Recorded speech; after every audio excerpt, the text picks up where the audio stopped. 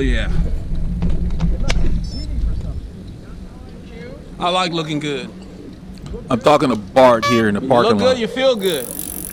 He complimented us on our kit. You know, Paul's got white, matching, of course. Everything's planned. I'm in pink, matching my Rafa Classic Flyweight. And I wanted him to know, he had made a comment. I told him it wasn't accidental, that it's planned. And my wife didn't dress me either. On this ride, we started in Northampton. Paul and I rode up to the Woodlands. We picked up Tamar, went down Research Forest. This week we went down Honia, Egypt, up towards Honia. We got to Montgomery. At Taco Corner, we headed northeast over the lake. That's the lake. And headed on the east side towards some nice rollers. There were a lot of action in that area. And came back on Long Mile Road back to 2854 through Fish Creek towards the Woodlands. We took some good clips, and I hope you all will enjoy the journey with us. We got back into the Woodlands area and cut back through the bike path towards Northampton.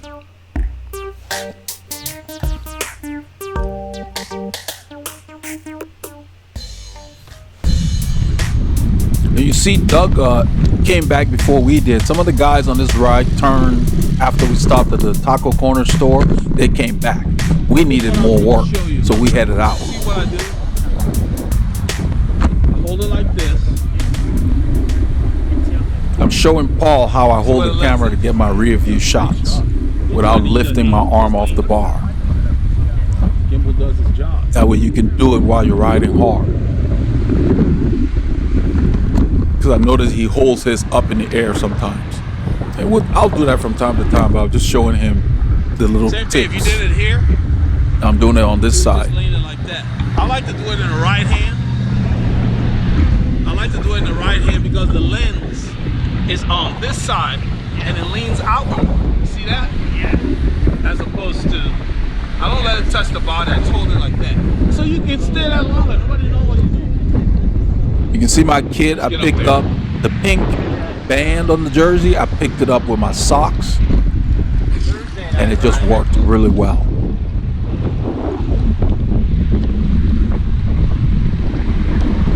And that's what Bart was talking about in the parking lot. It's like, wow, you guys, I wanted him to know it's not accidental. It's not a fluke.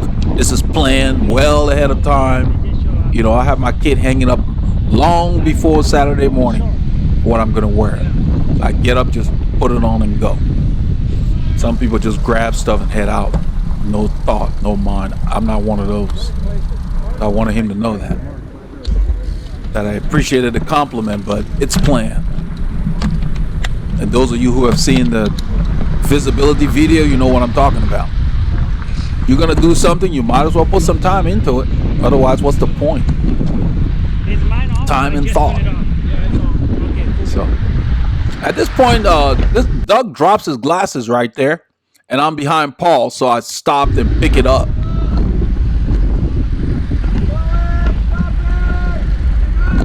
Our dog is Dan. Dan on the right there. Dan the man. So I pick it up so that he won't have to unclip. So he's back there. I hand it to him. Two of us just start riding. It must have been on his helmet or something. Sometimes it'll slip off your helmet depending on what kind of helmet you have and whether the style of your glasses work really well in those holes.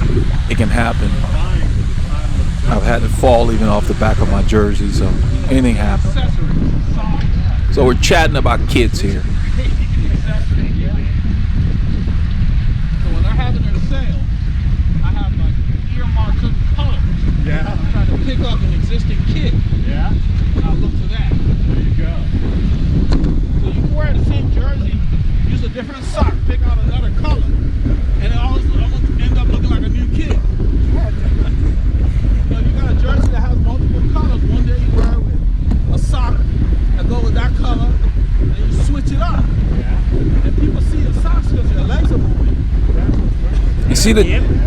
see the jersey that Dan has? He's got lime green. So he's got lime green socks on today. He picked it up. What I was telling him is you don't need a whole lot of kits. You get a few pieces and you get different socks. So like Dan's jersey, he could wear orange there or yellow. That yellow, he could wear yellow socks and would pick it up. He could wear red on one day. He could do blue. So you can grab a color from your kit and pick it up. It ends up looking like you have a lot of different pieces of kit because people notice your socks more because your feet are moving. That's what we're talking about. You don't need a whole lot of stuff. Socks are like $5-6 on sale. Take your time, find the colors you want when they're on sale. And that's what I do. I got a bunch of socks and I just mix them up. I got several socks that will go with this particular jersey. I already told Paul about one of the other ones that matches the darker color on the jersey and it has pink lines. You know, so that's what you do to just extend your range. It just gives you a little bit more variety. You don't need a lot. You don't need a whole wardrobe full of kit. Just use your head. So you see his jersey, he's got different colors. Each week just pick up one. He could wear white socks, blue. He's got green on today, so that works. He could do the red, the yellow, you know. Like the blue will be popping because he's got that peak, like a mountain peak on his back. I think that must be the triple bypass. So you could pick up that blue and it would really stand out like blue like I'm wearing on my helmet. That would work. That's how you do it. The little pieces, the accessories, the women got that figured out. They'll wear the same dress, put on the right necklace, and you'll be looking at the necklace, not even noticing the dress that day. Or different earrings. They got that stuff down. You know, us guys, we can do it with our ties. You know, if you're dressing up in a suit, mix it up. You know. So I'm trying to get loose here. Paul and I rode to the ride. I had planned to just kind of keep my legs turning. You can see my cadence is really up there. And I'm staying on the clean part of the road. There's no point not to. We got 2 lanes. There's no traffic. So I'm staying away out of the dirt. I was going to tell them to go, but then when it said slow in, I slowed down and stopped. So the group split because we were kind of late on the light. If it was tighter, if we were following each other closer, we could have probably made it safely. But it's not worth taking the risk. The light is less than 30 seconds. And it's gonna change before I'm even done talking. There it goes. So it's not worth it. Don't run lights. 30 seconds not worth it. It's not worth it. Just wait. We don't ride our bikes because we're late for something. This is what we want to do. We're where we want to be. There's no rush. So I rolled to the front. I'm just riding, you know, keeping my cadence up. The morning felt very sticky. Reasonable temperatures. You can see 22°C. But just the humidity from the day before. Friday afternoon, I was doing the yard in 3 in the afternoon. It was very nice, the light breeze and everything. This morning, just sticky. It'd been raining in certain parts of town. It didn't rain where I live, but we've had scattered showers, so there's a lot of moisture in the air. I point at cars that are coming. We have a shoulder, and there are other riders up right in front of us, so the cars are using the left lane, leaving the right lane. I'm just staying close to the shoulder, but I let these guys know that there were cars coming because we had the red light. In Texas, you can turn right on red with care, so it is your responsibility if something happens. So you do have to be cautious. Kind of treat it like in a car, you're supposed to stop before you turn right on red. There are a couple of other riders heading out that are not with our group that are up there. There is a light coming up, so we're just kind of rolling to it. The guys that we split from are up ahead. This rider on the right is not with our group with the red and white. So we're going straight, so I moved to the left lane after checking for traffic. And really, everybody should be in this lane. We shouldn't be straddling this right lane, which is for a turn. And you can see this guy in the jersey here with the light red and white. He's straddling that line, so you really should be in this lane. I turn around and I give Paul a thumbs up on his outfit. I checked out his kit. We got our own little language. Yeah. I end up moving back in a little bit because we're chatting about stuff, and he's behind Scott here, so I moved back. So I'm telling him about the weather because it's just. It's nice. Yeah.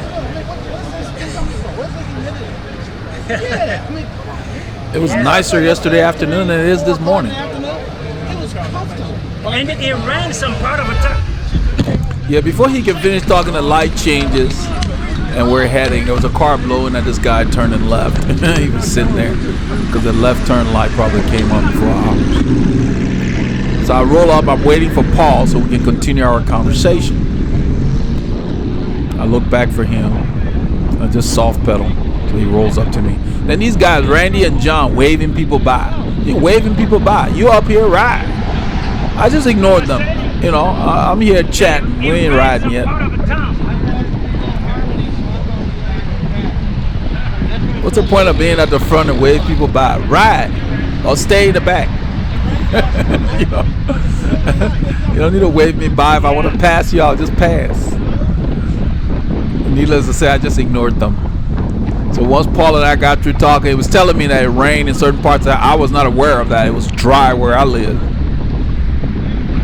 So we resume riding here. About to hit the open road where you ride for 10 kilometers before you come to an intersection. Nowhere to hide.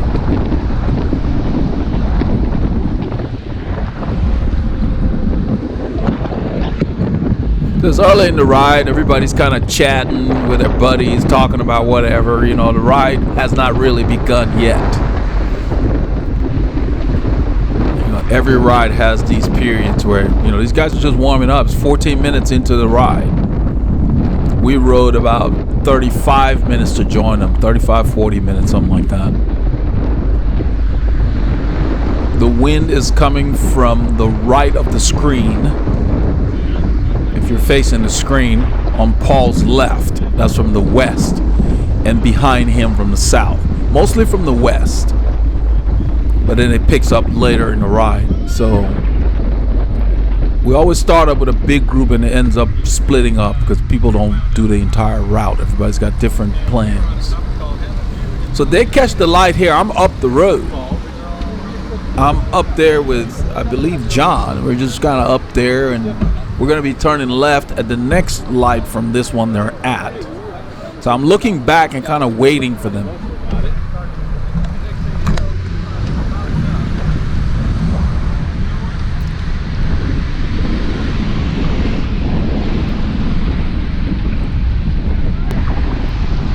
You can't see me. I went ahead and edited it for time to kind of move things along.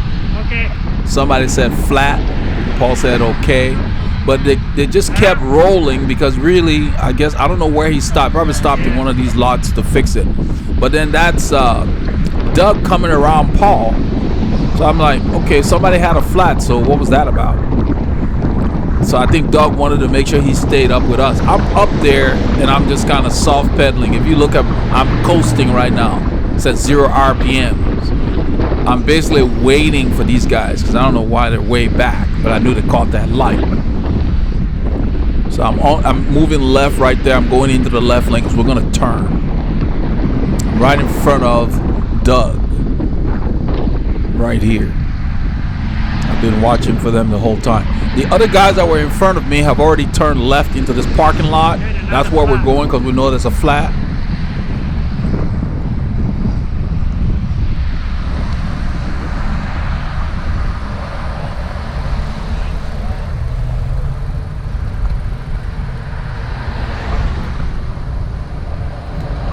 After the car passes, we enter the lot here to wait. That's Paul H there. I think John's there.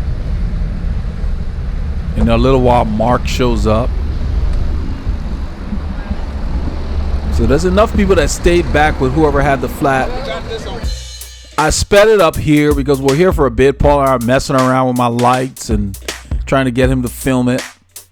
The new lights that I'm putting out reviews on this week, the Cycle light.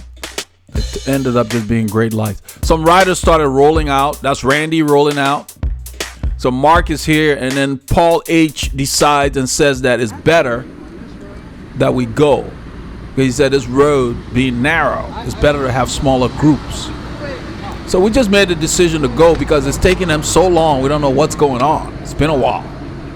So we decided we're just going to ride and we'll wait later on down the highway. And that way we have two small groups on this road so cars can get around us easier.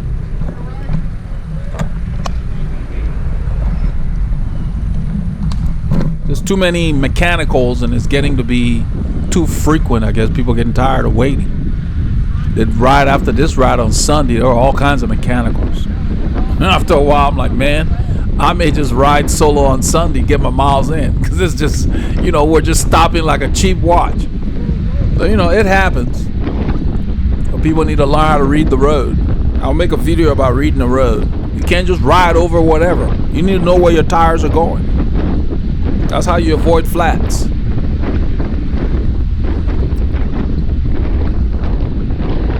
Shouldn't be having flats frequently. That means you're doing something wrong. Nobody's that unlucky. Should be once in a while if you're doing it right. If you're reading the road and unloading the bike like you're supposed to. And riding in the clean spots on the road.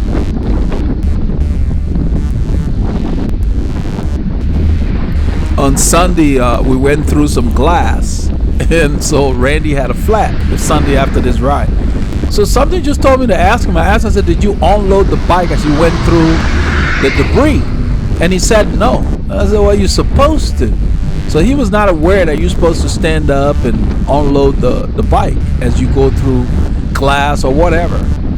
And so there's a lot of stuff, that's just not out there. That's one of the reasons I started this channel. Randy watches the videos on this channel.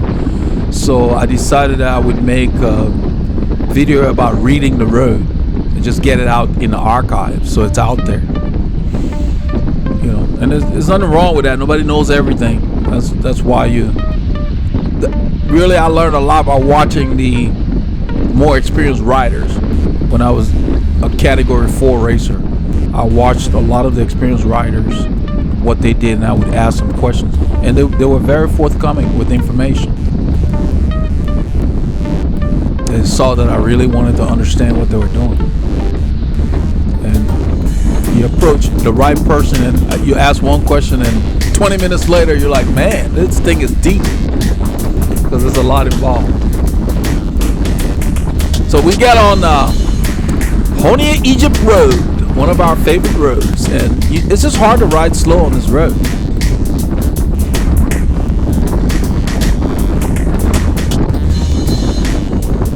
You can hear the wind.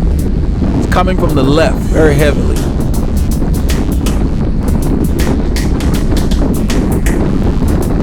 Going downhill here, I stay with Doug. I don't like to use my brakes, and we just end up passing these guys. I'm not even pedaling, but we're passing. Soft pedaling back and forth. That's why you see the cadence going back and forth.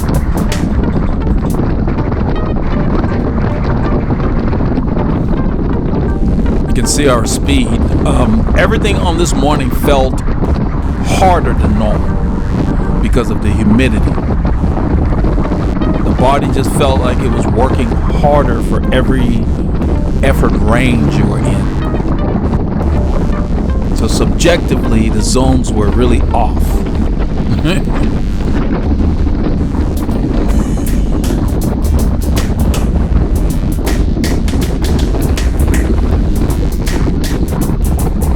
The camera does not do that tail light on my saddle justice. You will see the review coming out later this week. The Cycle light, that's the Dice 50 tail light. It is an excellent light. I have it in what they call group mode, which is just a beam of red light, but the camera doesn't represent it very well. It's very, very good. It's good for the group. It doesn't bother the other riders. That's why sometimes you can see it really well, sometimes you can't, depending on the angle of the lens of the camera. calling out the different imperfections in the pavement. I avoid them when I ride because it keeps me from having to drew my wheels very often. All these little details make a difference.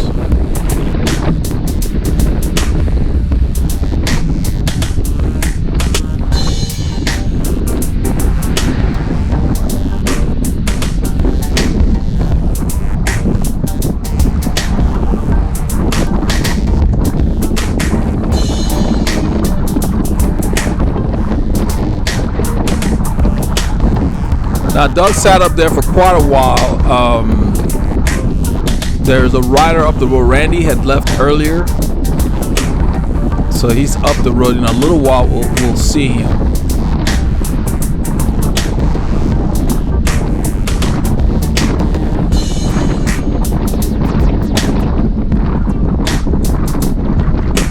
Those little imperfections in the road may not seem like much, but if you remain seated on the saddle and you go through enough of them, they can affect the roundness of your wheel per se, the alignment as far as how true your wheel is, because there's a lot of weight if you're seated. So if you have to go through those, you got to on-weight the pedal. You don't have to stand or on-weight the saddle. You can just transfer your weight to the pedals. You can remain seated and still on-weight the saddle.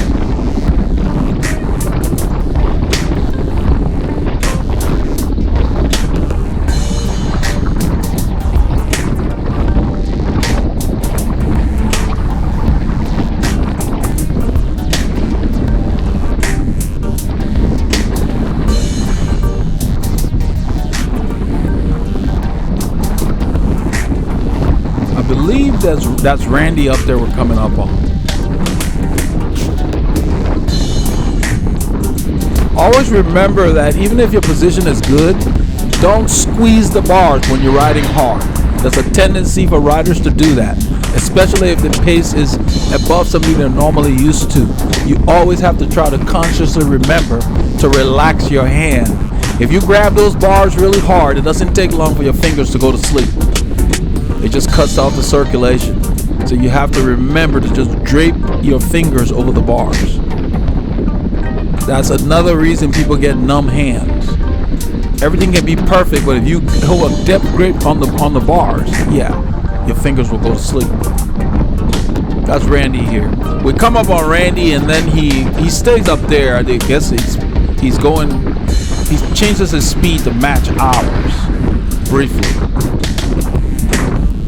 So Doug just sits on his wheel.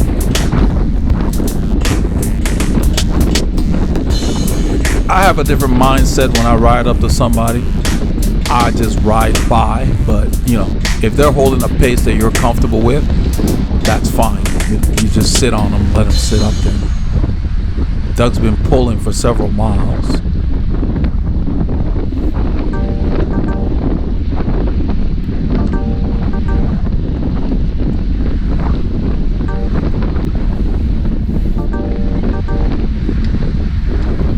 Randy doesn't stay up there too long. He'd been riding out here by himself. In a little while, we stop at the Shell station up the road to wait for those guys that had the flat to see if they were close enough. And Randy continues riding, so we don't see him again until we get to the taco corner store.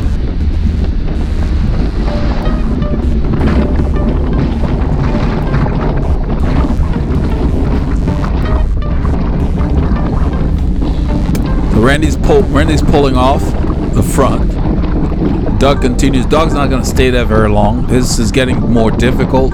This is the part of Honia Egypt Road that starts to go up very frequently, and it's very deceiving. So Doug pulls off, and I just rolled through at the same pace, same effort.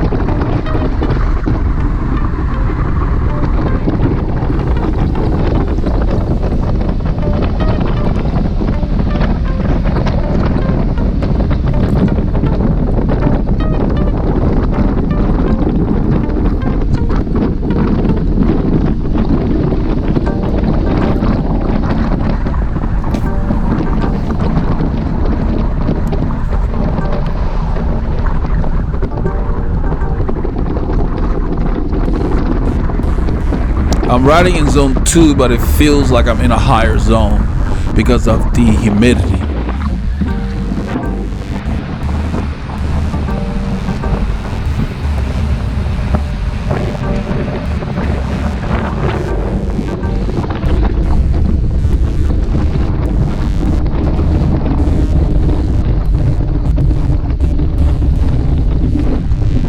So right here, this road starts to go up.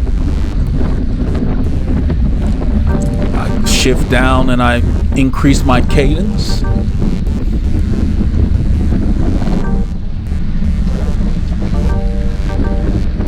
No point fighting the hill. I'm taking what it gives me. My effort did go up a little bit. That's what happens on hills.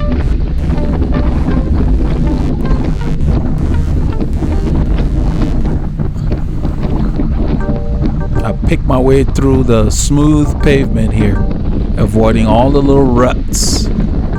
No reason to ride over a bunch of broken pavement. You can see the road goes up here.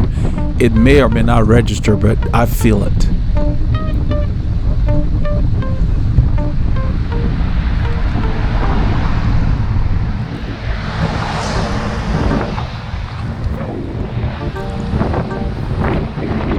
That's John behind Paul there. You see his jersey catching wind. Your kit needs to fit you like second skin, so you can cheat the wind.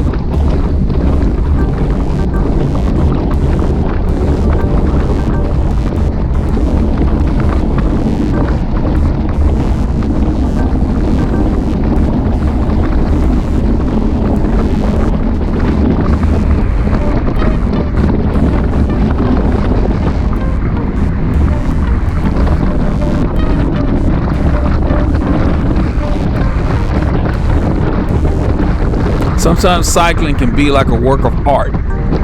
When there's synergy between you and your machine, you get into a zone. You guys know what I'm talking about. You're in a zone and you just ride.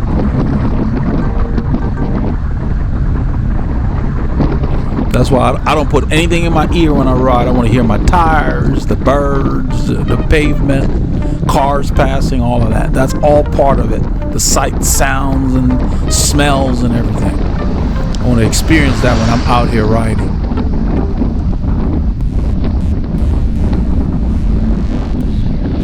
I think in a little while, I think Mark comes by.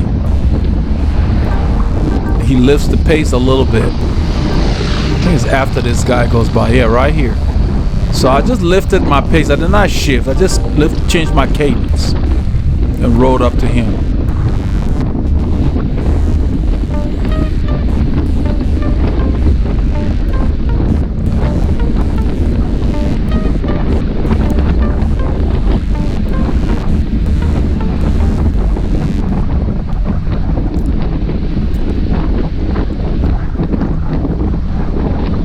This part of this road is going up the whole time.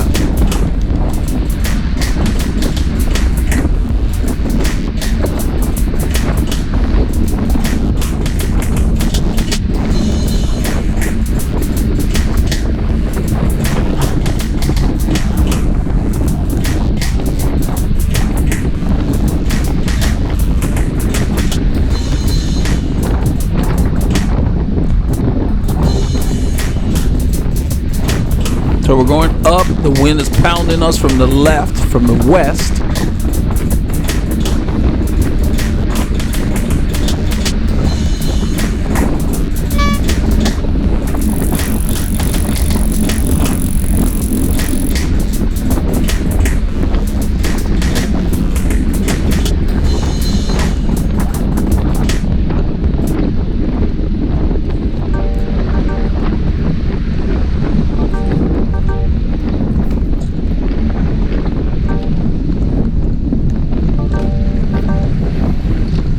Go past Leah Drive here, and I know it's gonna kick up even more. I don't know if I stand or not. No, I guess I downshift here. Look at my cadence.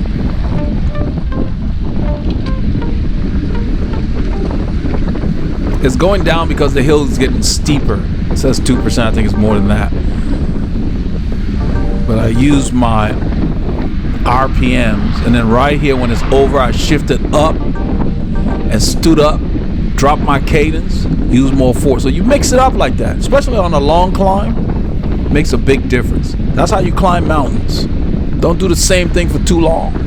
Break it up. That's why you don't want to ride with one style. It's slightly down here. I think it says 0, yeah, -0, -1. Slightly down, I can kind of feel it. I'm really just soft pedaling because I'm being sucked along here.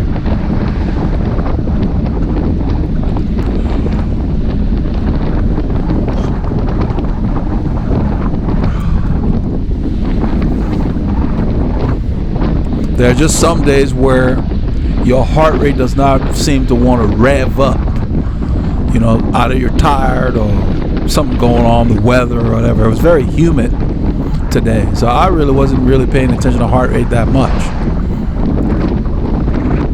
Because the body's really weird when the temperature is off, and heart rate is affected by temperature.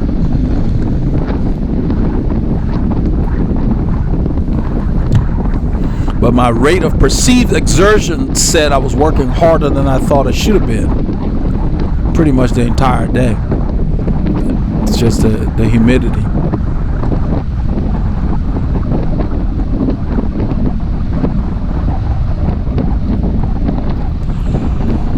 So at this corner that's coming up, Mark suggests that we wait a little bit for those guys that had the mechanical, the flat earlier, and see if they're close. We waited a little bit, but we never saw them. So we ended up seeing them at the store, but they just weren't close enough. We didn't want to sit around waiting.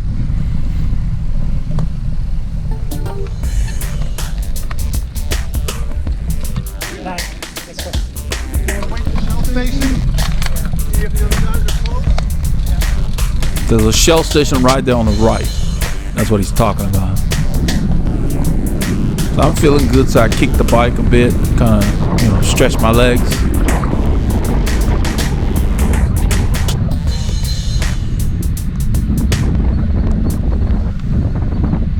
So Paul and I end up riding up to the door, but these guys waited right here by the sign. We're not aware of it. So I sped it up. We go to the door and then we come back. So right here, I just sped it up to where we ride to the door.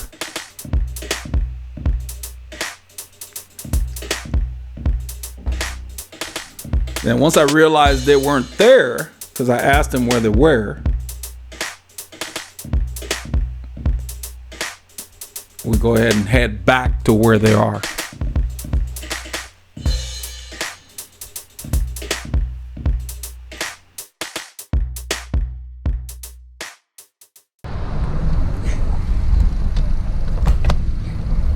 So we made the executive decision to just go ahead and keep riding.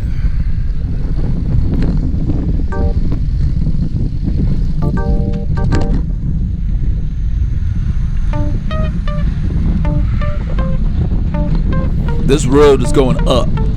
I don't care what that -0 says. You can look at it.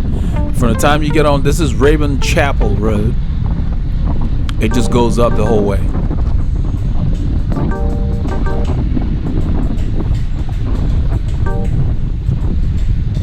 So I let the boys catch up to me, and then I roll up to catch these guys.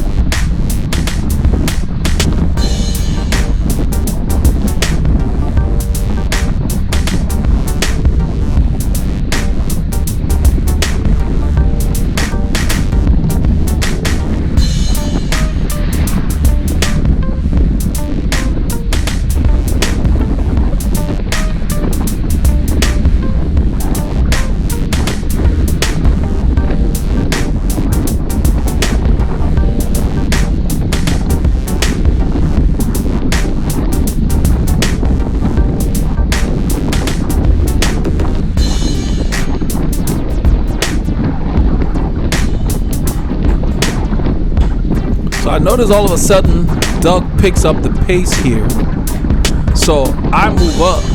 You know, I mean, I basically kick it up a little bit to get up there.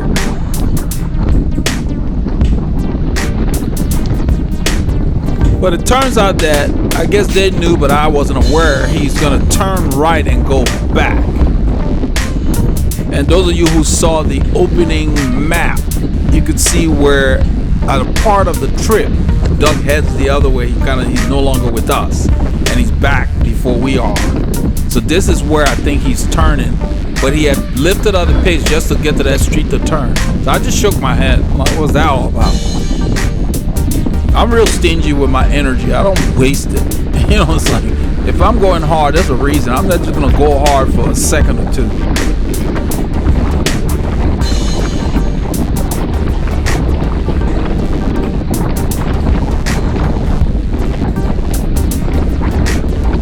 I think you benefit more from working at sustained efforts. You know, you do 20-minute threshold workout. So when it's time to really go hard, you can kick it up. Your body's already conditioned. These little baby accelerations to nowhere, they just, I don't know, they don't do a whole lot. You're not, you know, aren't too many strong riders you're gonna drop with a little acceleration. You got to be able to repeatedly do that. Anyway, I believe Paul H is at the front here. So our group has gotten split up, and then we're losing riders going back. At this point, I believe, let's see, John, Paul, myself, there's probably 5 of us here. We started with probably 12 or 13 riders.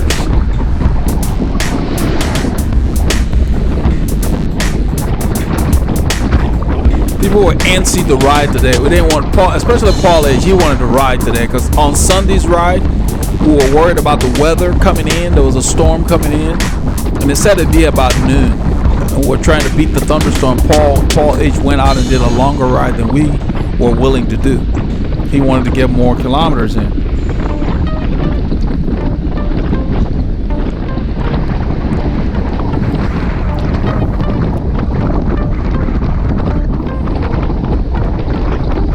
I needed to get back on Sunday because I had some challenges with the clips this week. Got the issue resolved, but that's why it's coming out a day late. Technical stuff with the machine, not the software, the hardware. So the pace picks up here. This is a slight grade, so we're doing what, 34, 35 kilometers an hour. It's probably a little less than 1%, but you feel it because the wind's blowing from the west on our left and it's hitting us.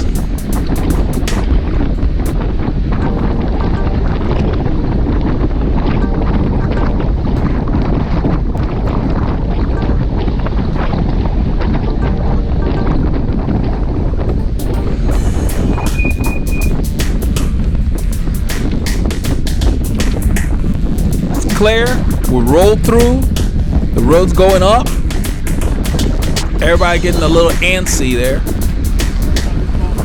People are ready to ride. Every time we hit these hills, these boys are ready to ride. And we got 2 of them coming.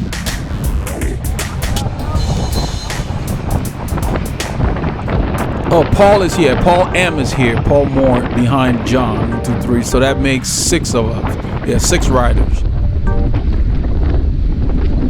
So Paul H pulls off, Mark takes over.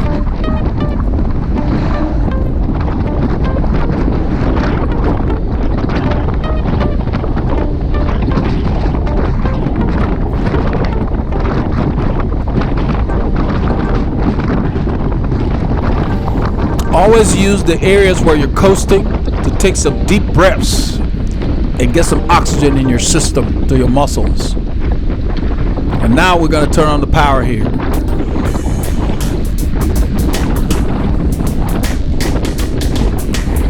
And you can see my body position did not change. I just applied more force to the pedals. When your bike fits you, you shouldn't have to move around. You just work when you need to.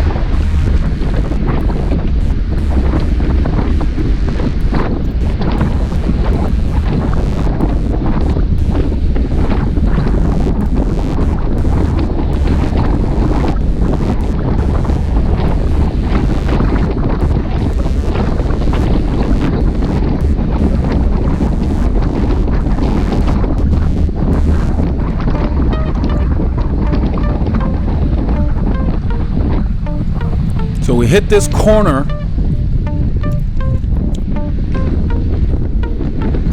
I think I look behind as I usually do. Yeah, just check, make sure everybody made it okay. I'm not worried about Mark. I'm making sure everybody's together. There's only a few of us here. When the group is small, you try your best to keep it together. Mark's coasting up there. I'm still keeping the same effort.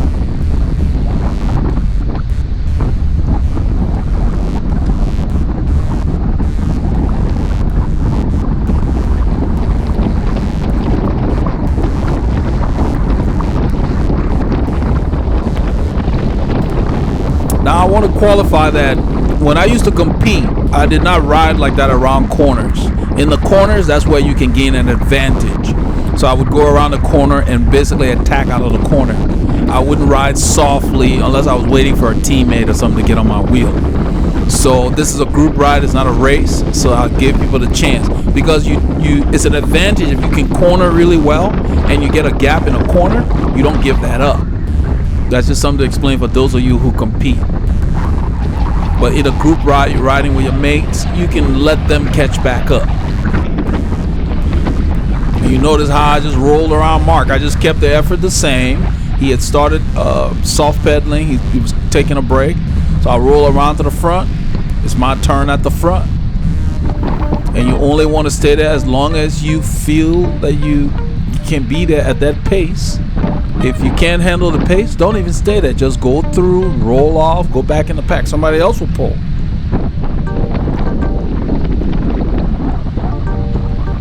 But I come out on these rides to do work, burn calories, get stronger. So I don't mind sitting at the front.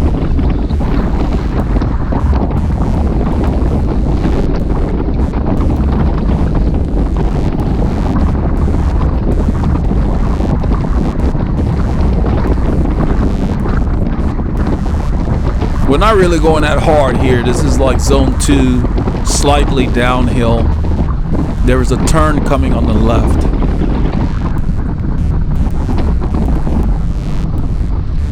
And when we turn over here in a little while, there's a guy wearing the same jersey I have. That was cool to see.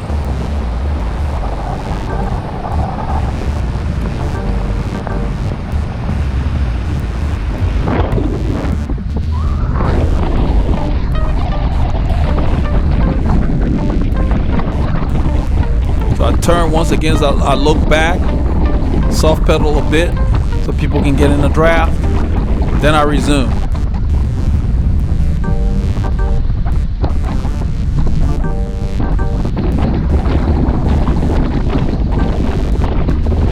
I'm keeping the effort in zone 2 for me anyway.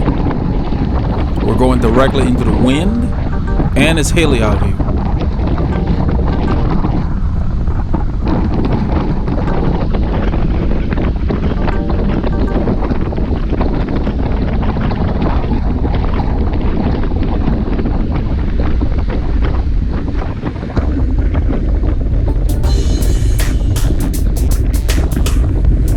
Settle on a rhythm here.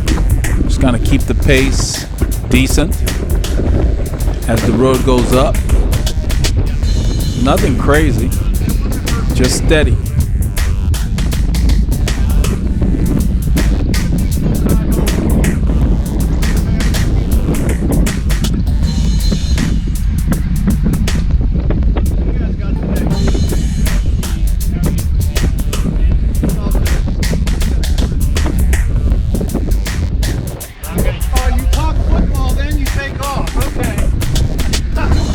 So it looked like they had been chatting about the local football scene or whatever, NFL stuff.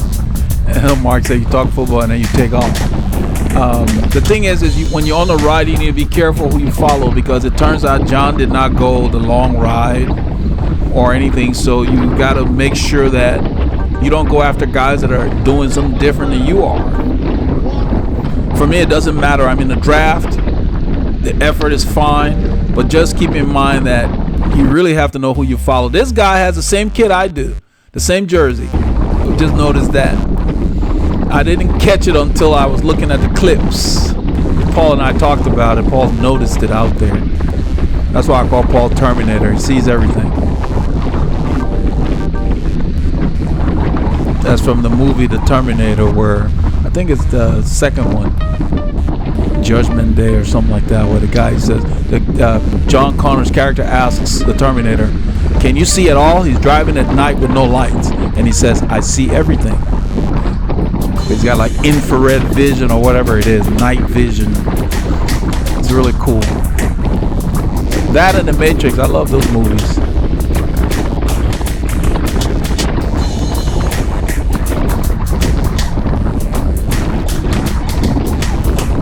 So mostly behind John here, I'm soft pedaling a lot. You can see my cadence is up. So as I pedal, I have to like back off a bit sometimes. But up here, we're going up a climb, and I'm just using a high cadence. Because I know I've got a long day. We plan on riding long, and everywhere we're headed has hills galore. So I'm saving those pistons for later.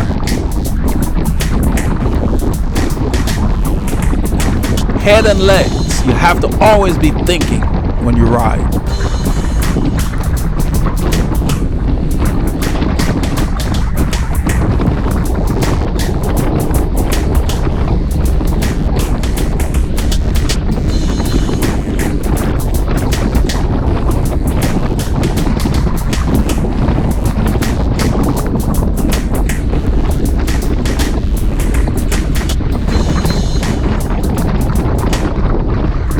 We're going directly into the wind. The hills are kind of behind us.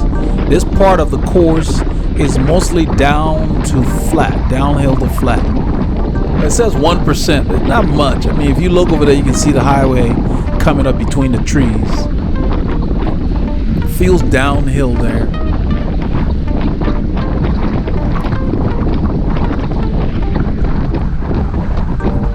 You can see I am very close to John's rear wheel. Since we're going into the wind, drafting is important. I sit lower than John, so he's giving me a great draft. There are cyclists galore in this part of town. We're taking over.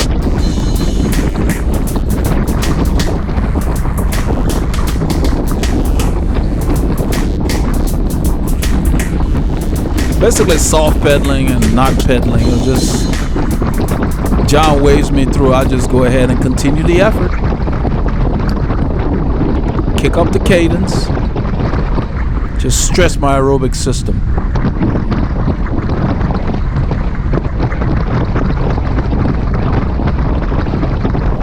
Minimal effort.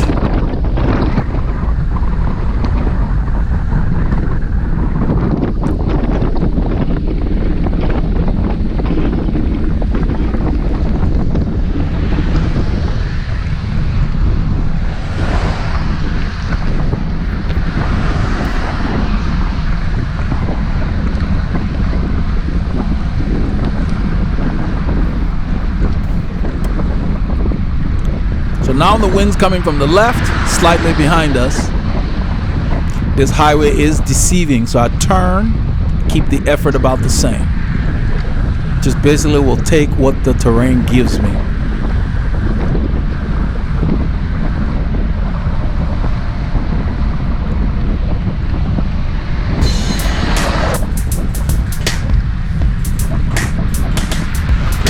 I settle into a rhythm.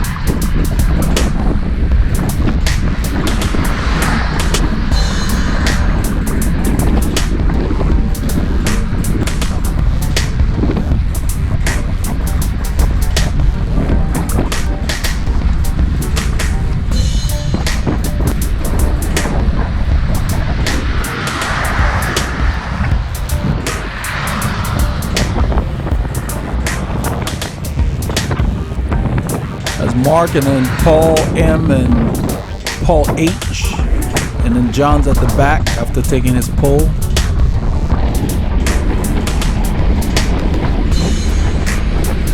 So Mark comes around, the whole group basically comes around. They move up on the outside. I just wait till I see a gap. And right behind John, I just slip in. I didn't even have to change my pace.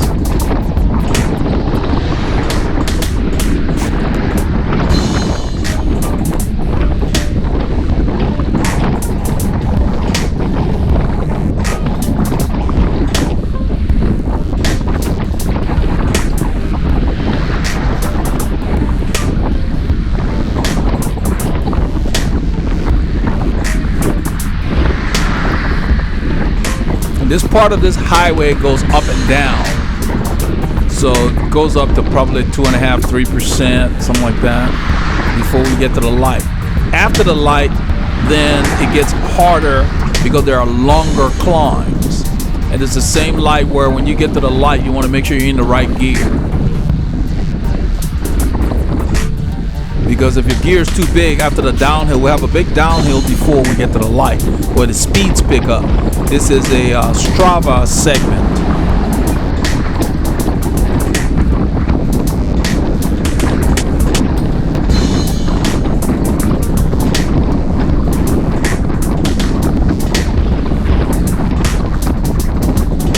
A lot of soft pedaling going on, coasting, and I'm just making sure I'm taking deep breaths. It's such a muggy morning.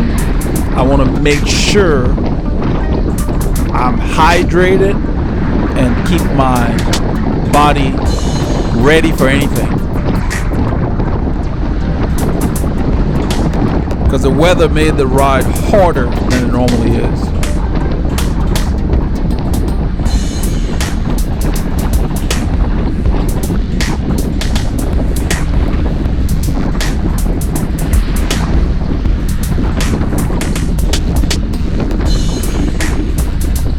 Coming to the intersection, so I look for cars. I don't like to hit my brakes unnecessarily, and I sit really low, so I tend to pass people on downhills. This is a downhill. That's why I look for traffic, so I can use the road.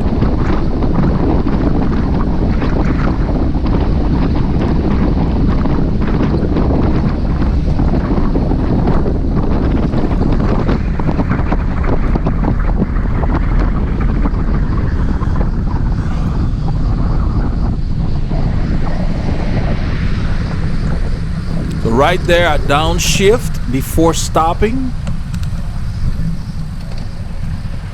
There are cyclists in front of this car, so these guys go around him. I think I go on the right. As soon as we get there, the light changes.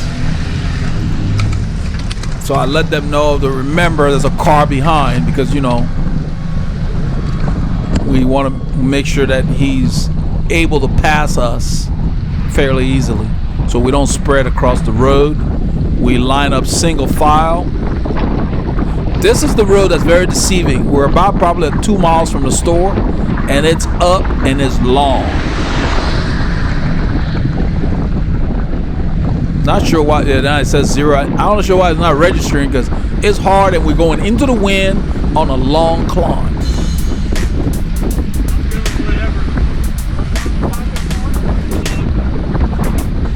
That's Paul M. and John talking about their plans, about how whether they're going back or going further.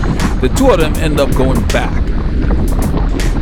We're doing a longer ride. So Mark's sitting at the front. I'm behind Mark. Paul H. is on my wheel. This is Paul M. here. Then Paulie Lunga with the camera. Behind Paulie Lunga is John.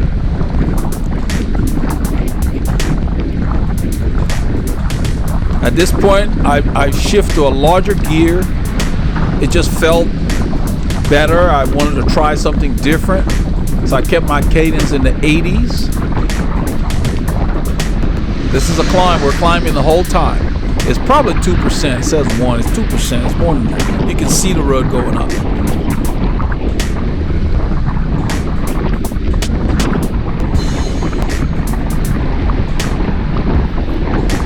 So it's hard here. At this point in the ride, we lost John.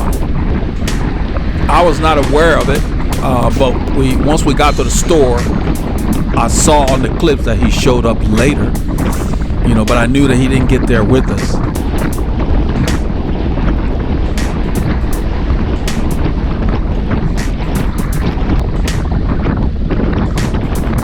So the boys start to play on these rollers, and I decide, okay, I'm gonna wait till the last corner, because after the last corner there's a 3% climb before you get to the road called 1097. I said, okay, these boys want to play. I will wait till it's really hard, then I'll go. So we've just climbed up maybe about a mile. Now the road's going up. I'm pretty much soft pedaling because I've been pulling the whole ride. I'm not going to sit at the front pulling hard. So right there, I'm just smoothly pedaling. Paul H goes and forces the pace here.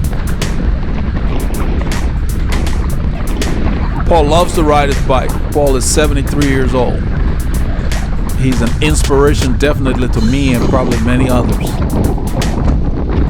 So he forces the pace, and you notice that the line changed because Mark ended up going on his wheel and I got on Mark's wheel. I think Paul Ilonga is directly behind me.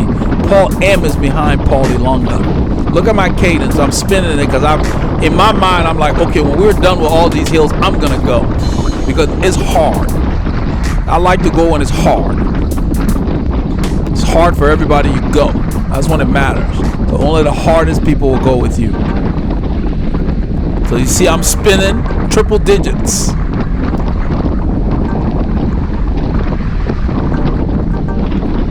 As the French call it, tête et jambes. Head and legs. You have to have a plan. I'm stressing my aerobic system because in about a kilometer, I'm going to be stressing my muscular system. I will transfer the stress.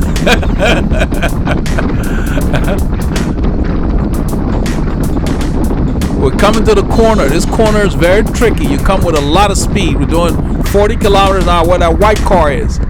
It's an off corner. It's kind of tight. I look for traffic because I want to go outside and I want to take a fast line. Right there, I lean into the apex. Right there. I carry the speed I want on the same lane. Boom! I kick it. Because these boys are playing. I say, okay, this time to go. I kick it a little bit, shift up, open the gap, and then I look behind and then I saw my buddy there. I said, okay, let me wait for her.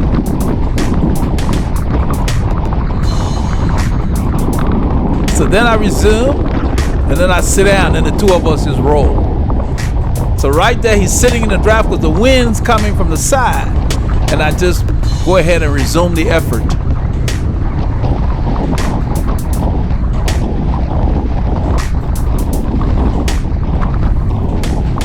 Those guys were trying to catch their breath. That's why I went when I went. And then I tell him right here, I said, make sure you work on this hill because this is like a 3%er, I think. Right before we get to this intersection, it's hard. That was why I went over there because on this one it's hard. So I told him, make sure you work hard here. 4%. I thought it was 3. Okay. So yeah, because you feel it. This climb, it's just, you come out here dead, it kicks you. So I was just a little tester of things to come, and then we got to the stop is right down the street. But then after the stop, there's a guy that joins us at this stop. I've never ridden with him before, but he lives north of here, and he happened to be here after we got there. End up riding with us, and so there's more attacks when we get past the lake. I just keep the effort going. Paul slips into my slipstream here.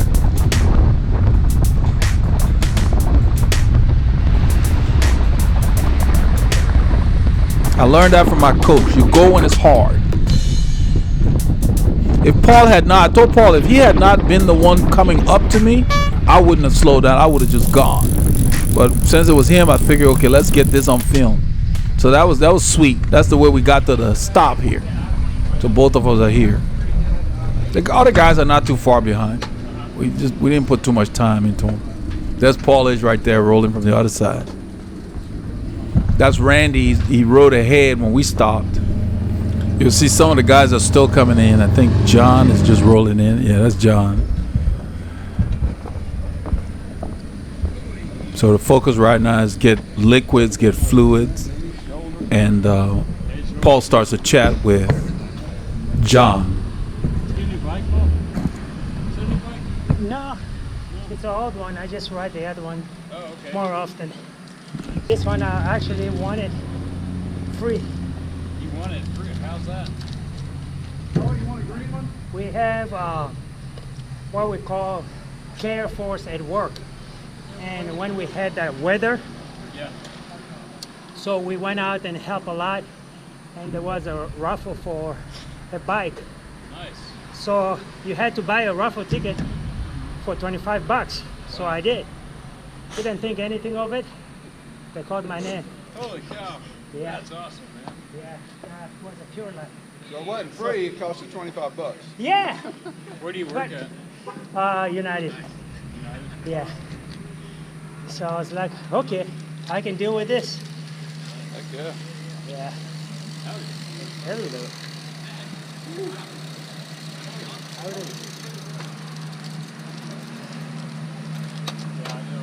Each bike is different, has a different characteristic, you know. Did you ride a steel bike too, you know? No, all my bikes are carbon. Okay. But it's different, right? Yeah. The other one is just very, the other one. That was a good investment. I bought a half of water to get home some. Yeah, I can use the whole thing on you. It was just sitting there. So in a little bit, I speed it up here. We're here for a bit. Mark had made a comment that these guys have more bikes than bike lane combined or something like that. But what you have to look at is the fact that most of these guys have $3,000 wheels on their bikes. You know, my steel frame is less than that. So that's the way you got to look at things. You have to make a choice. Do I really want to invest $3,500 in just a pair of plastic wheels? Or do I want to spend $2,000 and get a whole other frame? Choices. Isn't life grand? So this guy in the red that's standing over there, even though it's sped up, he's the one who joins us here. He lives in this area. And so we're about to leave. Okay. And we're talking about Bart. Yeah, Bart is the one that had the flat. Bart. Yeah, I told him to go with those guys because he's out of too. Yeah, so they're going back. They're not going the long way. So I told him ride with somebody because you got no tubes left, because he ended up having 2 flats back to back. So something was wrong with the repair. Bart? So B-A-R-T? Paul confirms that his name is Bart. Bart Maverick is the guy played by, I believe, it wasn't James Garner. James Garner played the dad in the movie anyway. I think it was that Australian guy, Mel Gibson, played Bart Maverick. You know, a little bit here, I want to freeze the frame. Look at the arrow and look at Scott's saddle. You see how much of a tilt he's got downwards? And he had told me a few weeks back that he had trouble staying in the drops. So a lot of riders have their saddles below level. Not really sure why. That does not allow you to put your weight on the saddle. And that what ends up happening to where your hands go numb. You're always pushing back instead of pedaling. You're pushing yourself back to where you should be, and that just cuts away from your efficiency. It's hard not to notice that, you know, because that's, you know, I spot that all the time. Okay. You know what I mean? Yeah. It was on when we were leaving. Yeah, I just turned it on too. So the group splits. Most of the guys went back. I think there's Paul M up there, Scott, Mark, myself, that's 4, and then Paul I is 5. And we got this guy in the red. I didn't get his name. We ended up riding with him. He lives out here, so we headed towards where he lives. He just met us at the store. These guys have ridden with him before, I believe. I don't know if there's another rider. Yeah, there's Dan. Dan is with us. So we've got 1, 2, 3, 4, 5, 6, 7, 8 of us. So it's a good sized group considering we split the group and other people are going back. I turn on my light. That's how easy it is. You guys will see when I roll out the review I'm going to try to get it out Wednesday for the cycle light. It's easy to manage. So even when you're on the bike, you can adjust it, you can turn it on. I just basically put it in, I think it's group mode right now. But that the power switch is on the bottom because you can rotate the head. The camera does not do it justice. I think it's in group mode. From the angle, it can't pick it up. The camera, yeah, there you go. Now it's picking it up. The lens is all the way to the left. And even when I did the review, I had to use a different angle for the camera to really represent the light well. Cameras don't do too well reproducing lights unless you get the right kind of shutter speed that you need. These lights, the lights flickering, it's got lightning flashes. It is just impressive. Very pleased with it. Pretty much made all my other lights obsolete. I stand up here because I just feel better standing. You know, after the stop, kind of want to wake my body up. I did a lot of editing here. Paul M is pulling. He pulled for a long time. We had a bunch of long pulls. Scott pulled for a while. then Mark, and then Mark pulled us all the way across the lake. Then we got into a neighborhood and I went to the front for a while. After my pull, it gets interesting on Highway 830.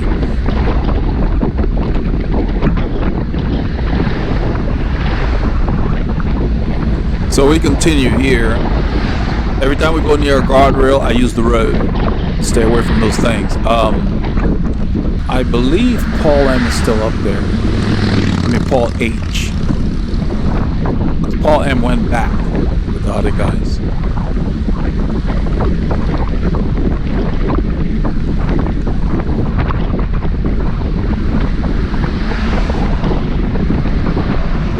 Trying to make sure if he's still up there, if he's pulled up and I missed it. No, he's still up there. So Paul H is still up there. At this point, the other guy that joined us at the stop with the red jersey, he's probably behind Paul Ilonga. Paul's behind me. And we got Dan somewhere back there as well. Dan the man. Dan was the guy I was talking with about the kid and matching the colors with your socks and all that.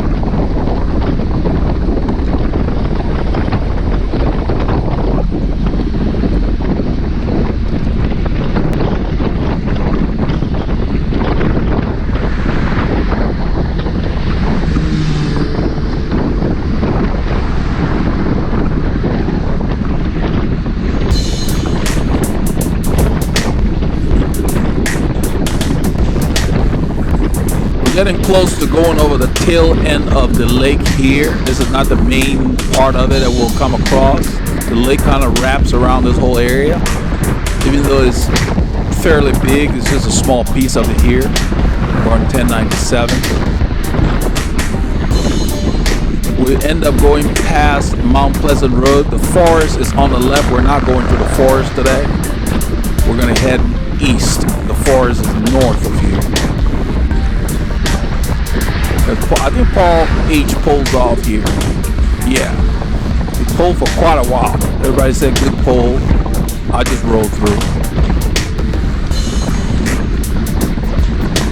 Paul H comes to work. He does not come to play around. He does not come to mess around, sightsee. He comes to get a workout. He's die hard. Serious. These are the kind of people I like to ride with. It's time to ride. Not time for anything else. We got a small window. I try to get my hours in on the bike so where it doesn't interfere with my life too much, my other life. You know. So you got to maximize your time. Ride with people who are ready to ride. Don't ride with people that waste your time. Otherwise, you're better off riding solo so you can get quality time in on the bike. Scott is up there pulling. As we go downhill, you can see I'm not even pedaling. That's the benefit of drafting. So you do the necessary work to stay with a group and you benefit. So right here, you can drink, make sure you breathe, get yourself back under control if you need to. You know, if the pace is hard, you got to take advantage of those situations.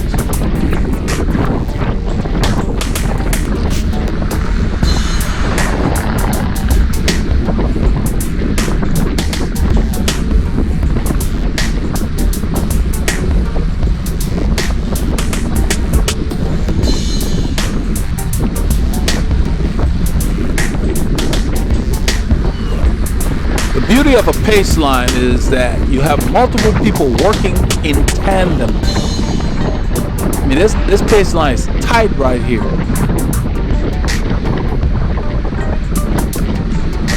There's nothing more beautiful than watching a group of cyclists going down the road with precision.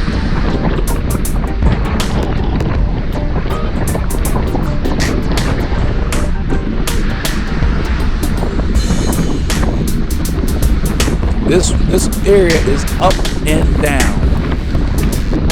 It may say 0, but it's not flat. There's nothing flat out here. It might be less than 1%, but it's not flat. Right here it's going down now. You can see if you look ahead, we'll get another shot hopefully.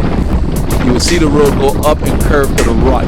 There's debris on the side of that big bag. Somebody dropped a bag of garbage or leaves or something.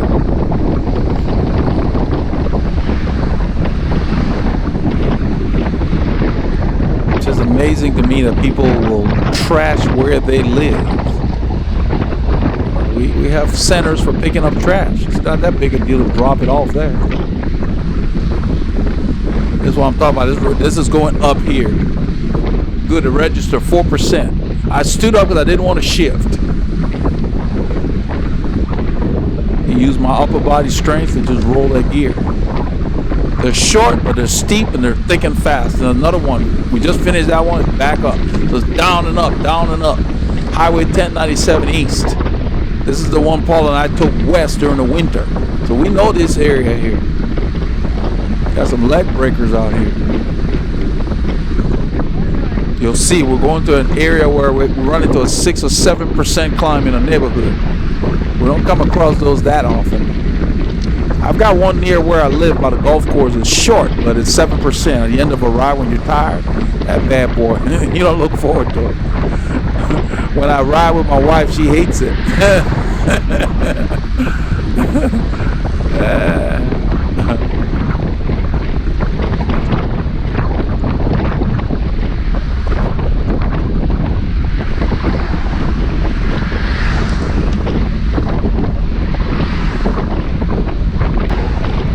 I only ride with my wife on my recovery days or when I'm off, taking a day off. I can just spin my smallest ratio because she doesn't ride that frequently and she has to like reorient herself all over again.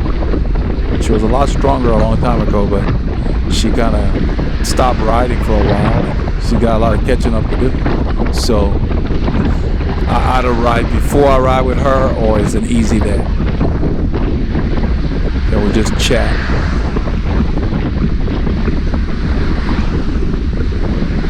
But being who I am, she still has to keep her cadence up, even though we just chat.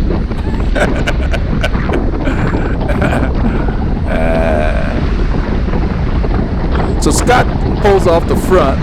Mark takes over. I went ahead and edited for time because Mark decided to pull us across one of the longest bridges we have up here that covers the biggest expanse of the lake, I think. It's at least a mile plus. A mile and a half. It's hard to gauge with the water, but it's long. And we have a kind of a cross tailwind. Crosswind from the right, from the south. Tailwind from the west behind us. And you hear it swirling around. And as you get near the water, it picks up. Well, the water was so beautiful. I even told Mark, man, it's beautiful. The sun was glistening off the water. And then people were on, looked like out of jet skis or something, the water crafts playing around on the water. There's something else on the road here. Or is it the guardrail? Probably the guardrail. I'm telling people that there was something with the pavement near the guardrail. It just wasn't smooth. When it's not safe to stay on the edge of the shoulder, use the road. Check, use the road. Drivers understand. And once it's safe, you go back. Just check before you move over. Don't ever move over without looking behind for traffic. That's your responsibility. Do not assume that you hear nothing and it's safe. There are electric cars out there. You don't hear them anymore. So be aware of that. Electric cars are becoming the thing now. And they're quiet. Look at that water. Lake Conroe. Somebody asked on Strava whether there's a dam here. Yeah, there is a dam. I don't know where it is. I don't think we're anywhere near it because this lake is one of the largest in the area.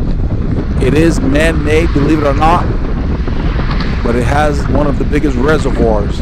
This is the lake that when they release water from during Harvey, that flooded all the way downstream to where we live because it just could not hold anymore.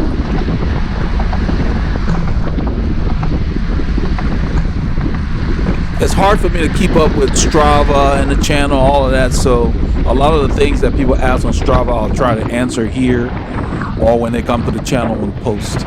Sometimes I can if I happen to be online, but it's not. This is the guy behind Paul that ends up twisting the screw on Highway 830, so it gets to be fun. That's Dan back there. Okay, we got a good crew. So that's, yeah, Rudy's here. I'm sorry, I guess I didn't mention Rudy. Rudy's here. Rudy was stuck with the group behind after the flat. So at the store, Rudy joined us. Rudy's there, and then Paul H is behind Rudy. Rudy's behind Dan. Dan is behind this gentleman in the red. This guy lives out here. So we're headed towards where he lives. He lives on the northeast side of town. But you see this lake. Look how beautiful it is. I'm glad Paul got this view here. It's beautiful. If you look on the water, you would see little specks. There are people on the water playing around. You know, it might be a jet ski. There's a little dark spot over there on the right. Those are people on watercrafts. There's two of them. I think they're going to get a little clearer, just a little better. They're coming towards the bridge from the right. There's one in front, and there's one behind now in the picture. Two little specks moving.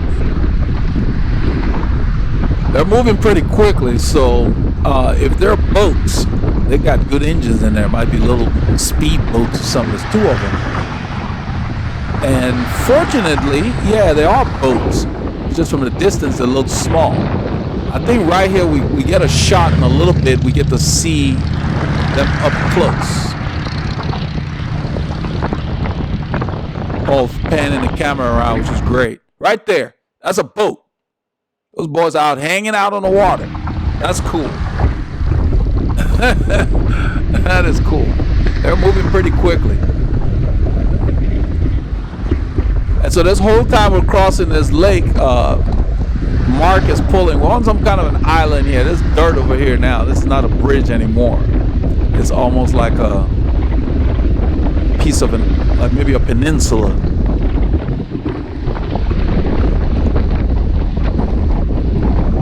Pointing at debris on the road. We got a bit of a tailwind, so it's actually pretty easy. I'm in zone 1 behind Mark. That's really why you don't want to stay up at the front too long, kill yourself, work too hard, because the people in the draft are not working as hard as you are on a flat terrain in the right conditions. If the road goes up, then everybody has to work.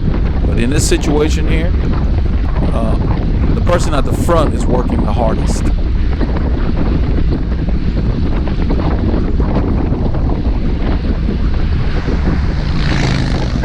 I have been out here with these guys before, maybe about 6 weeks or so ago. Could be more, longer, maybe 2 months. We came from the opposite direction, and we came to the lake house, and the actual clips ended at the lake house.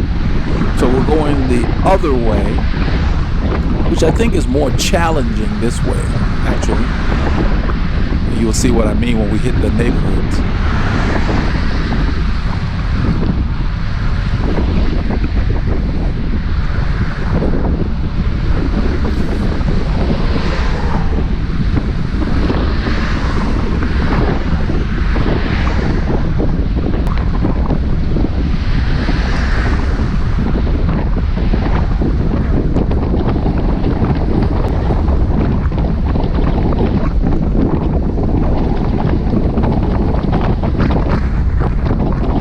Basically past the biggest expanse of the lake, and at this point we're on a piece of the peninsula, but then we'll go over little bodies of water. It's got a little blotch. You see me open my arm out like that. I'm trying to catch more wind to slow down so I don't have to brake. It's like you create like a parachute effect. I'm trying to slow my body down, expanding my frontal area, going down a slight decline there.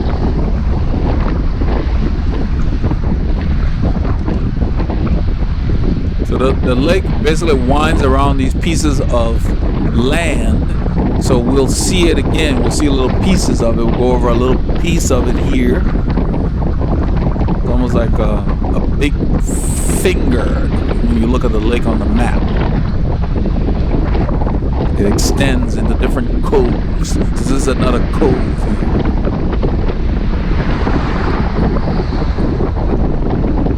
So wherever possible, they use the peninsula, build it up, put the road on there.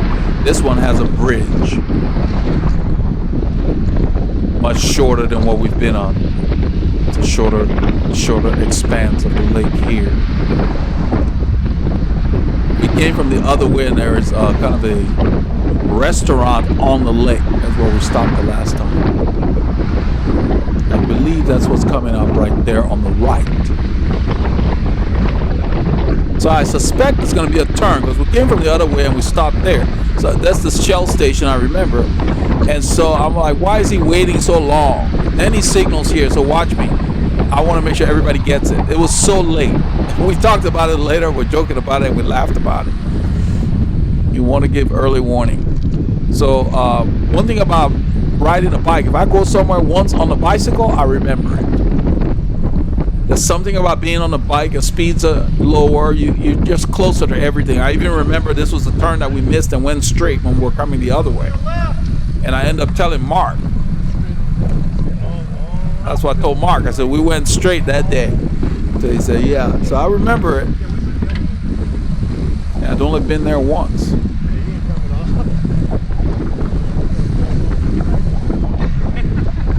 So from a directional standpoint, I know exactly where we're going. I know there's Highway 830 out there with all those climbs.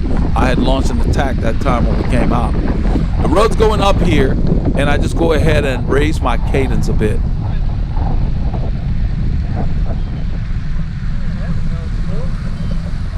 Right turn.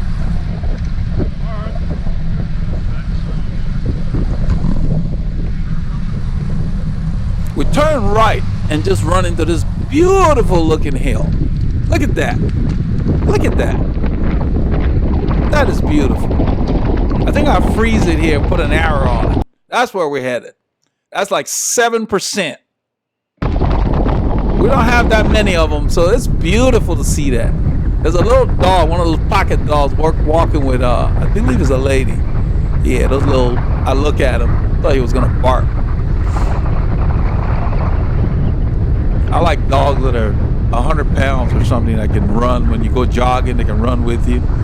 That's the kind of dog I grew up with. We call them real dogs. So as I approach here, right here, look at my gearing. I'm not on a small chain ring yet. Now watch me shift without breaking my cadence. I'm on a small chain ring, and in the back, I immediately move it to the middle. Didn't break stride. Went from the big to the small. Look at my cadence. This is a long climb, so I'm using my cadence, and then later I can shift up and use force. 7%. That means it's more than that, because it only picks up the integers.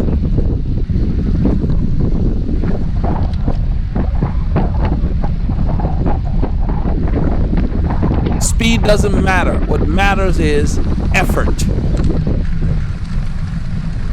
Everybody has to work because it's a climb.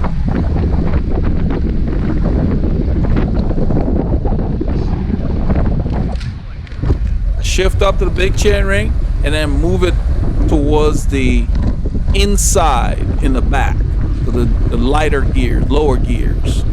Keep my cadence the same. Climb's over, but I still want to keep the tempo.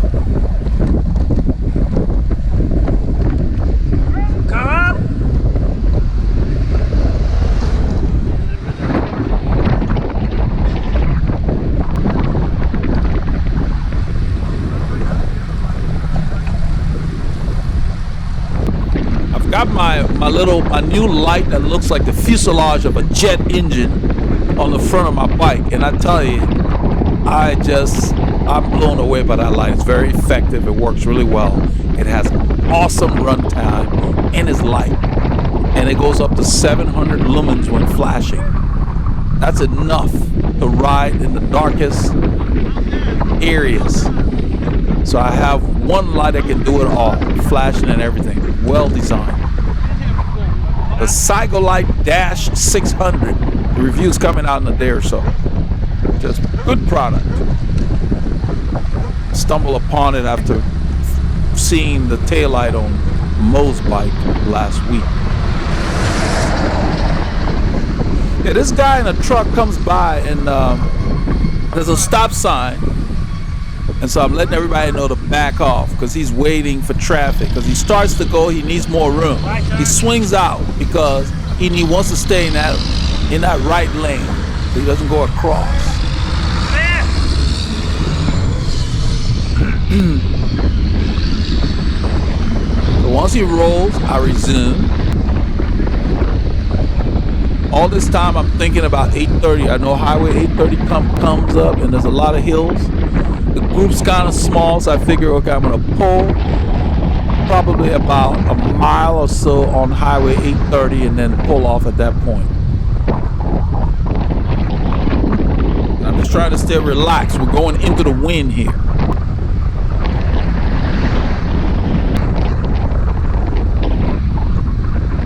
Going into the south wind. The wind's coming from the right and in our face. West is to the right. We're headed south. I edited it for time. I was sitting up here for quite a while.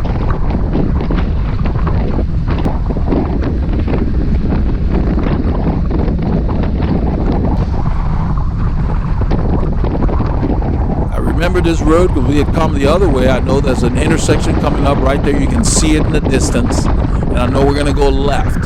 So I'm familiar with the surroundings at this point. I know the main turns.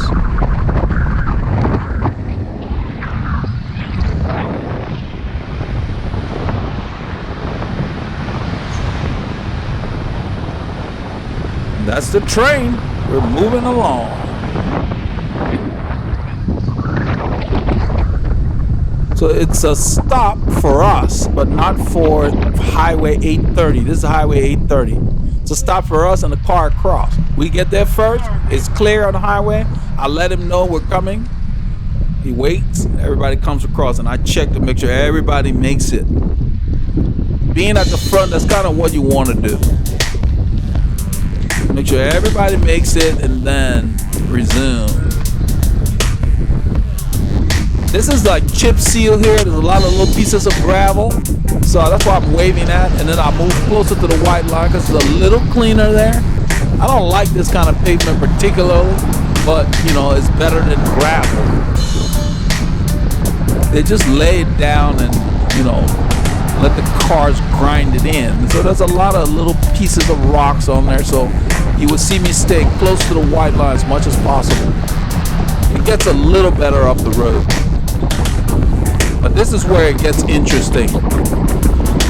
This is where you see everybody working. So you look in the distance, you can see that the road goes up to the tree line. Look at it. That's the road all the way up there. Like it splits the tree line. It's a climb. There are repeated climbs in the distance that you're looking at. All the way up there. That's why my cadence is up. I know we got more to do. We got climbing to do. So right now I'm tapping into my aerobic system. I'm stressing my aerobic capacity.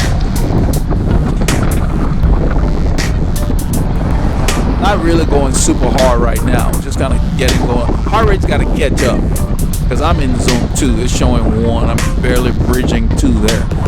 Then there's a rider we're coming up on. That car over there, I wave at him, let him know we're coming because I got a train here. It's not just about me. So we come up on this rider so quickly. And what I do as we go by, I go by the white line. The road's going up here. I go by the white line and I let him know there's more riders coming. That's all I say to him. I don't say on your left or anything because I saw him from a distance. He's tracking a nice line. He looks like he knows what he's doing. I don't need to say anything. I just told him there are more riders coming. And he nods his head. You don't need to be yelling at people on your left unless they're weaving all over the road. Then that's a warning. Otherwise, you just give them room and go by. He's doing his own thing. He didn't get on our train because we're moving. This road is going up at least 0.7 or whatever it is. But with that chip seal, you're working. I pull off. I tell Paul to roll through because I see that hill in the distance. That's why I did my hand like that. In other words, if you want to stay up there, take a short pull, roll through. So I drift back. At this point, Paul is in the front. Paul's pulling off right here. And this gentleman that lives out here, these are his roads. He goes to the front. There's a lot of debris somebody's pointing at. So Mark's here. I get behind Mark. Mark's behind Scott. Paul is behind me. the road starts to go up. Remember, I've been pulling for a while, and that's why I was spinning. I look for Paul, he's there. I can tell we're going hard. You see it says 2%. I can feel it. So at this point, I'm like, okay, who's twisting the screw? I'm trying to see who's at the front. I was not aware who was there at this point. But now all I'm doing, I'm watching Mark, and I see gaps opening. I'm keeping my eye on the gap right here. It's hard. And I go around Mark, because look at the gap. There's a big gap now. Look at that. Then Paul H pull off to the right. So there's a bigger gap because Paul H pulled out of there. So I'm like, I think Paul rides up to me because out of the corner I see that there's a wheel on my side. Right there, he comes to the right. I can see his wheel. What I decide to do is, they're right there. I'm not going to kill myself. I figure I'm just going to go hard. They're not riding away from me. So I know I can close the gap. I stand up just to change the way my body's working. That's all. They're right there. They ain't going anywhere. I'm gaining on them. And I sit down, shift down 2 cogs, and just hold the effort. I'm way below my time trial pace. I got plenty left. I know that. But this is the day where everything fell hard. Just, because of the temperature. So right there, I started to pull up to them.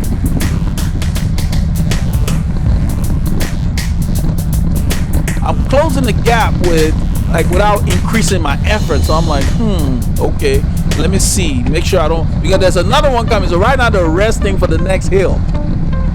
That's what this is about. So I'm on them right now. I look around Scott. You can see me coasting. I look around right there. I look around Scott. I see a gap. And we're not going hard. So I keep my eye on that gap. I say, okay, let's see if he'll close this gap before the hill starts. That's what I'm thinking.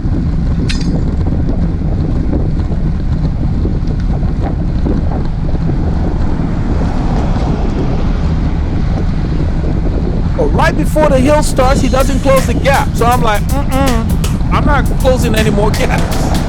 So I go around him and I close the gap to Rudy's wheel. And this is not easy. Rudy's riding really well at this point.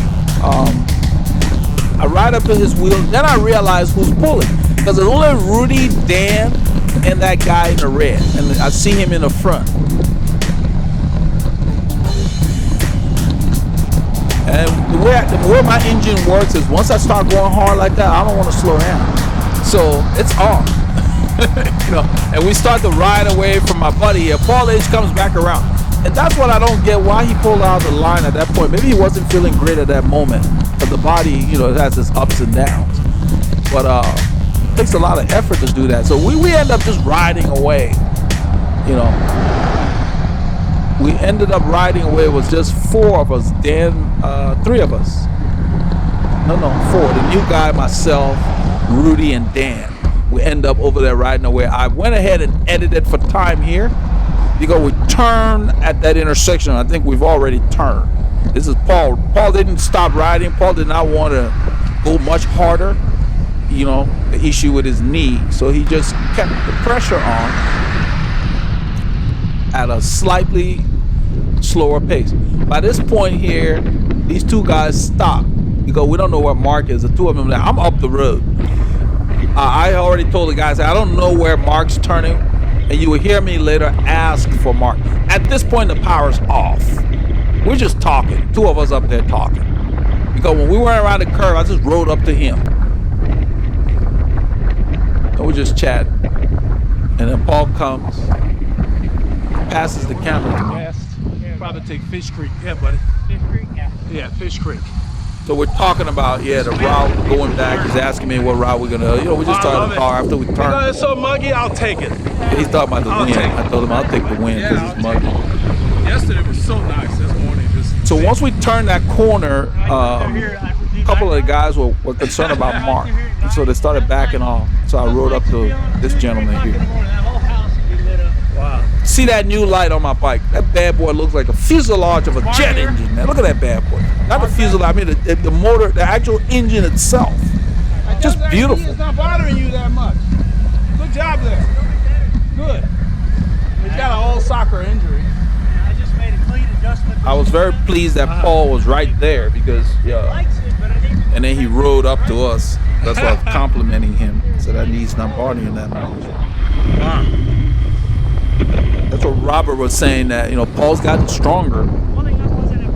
With all the setbacks he had in his training, he still is getting back. We were pressing pretty hard. I had to ride up. I was behind Mark, so I had to go around him and ride up. Just kind of pace myself.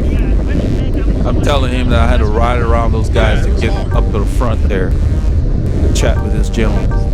Yeah, you don't want to do those right now until that knee is 100%. Yeah, but that's good. You riding fine. Shadow view.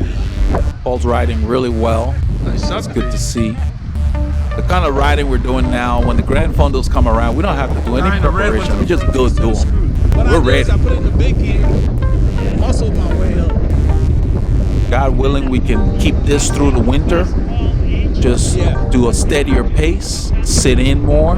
We can still mix with these guys, but not work as hard. Just to keep our durations intact. Just taking a very long pull and it turned the screw. I was like, that's the stuff I talk about all the time. We're discussing what happened on the highway back there, 8:30.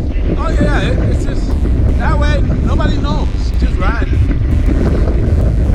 I think this is the turn. Hold on. So the last time we came out here, this is the road we used to get on this boulevard. So I think we turn. I still don't see Mark. Let's wait for Mark. Where's Mark? Let's wait for Mark because Mark ends up breaking a spoke after he got dropped back there. Yeah, he was in distress. He was killing himself on that climb. I know, he pulled the whole lake, and so when we got in that neighborhood, there's not a whole lot of room for recovery because you got those little bumps. There's no need to take a long pull with a group like this. I mean, there's plenty of other. I think he was enjoying because we had a bit of a tailwind. Yeah, it felt good. He was enjoying it. Living in the moment.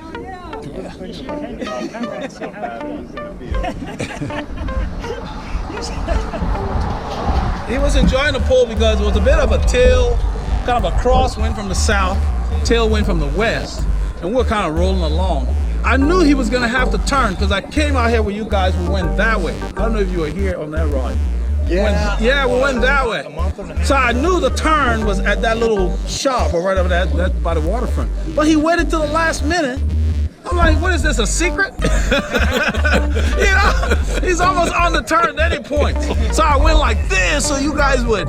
I'm like, man, There's no way. So anyway, we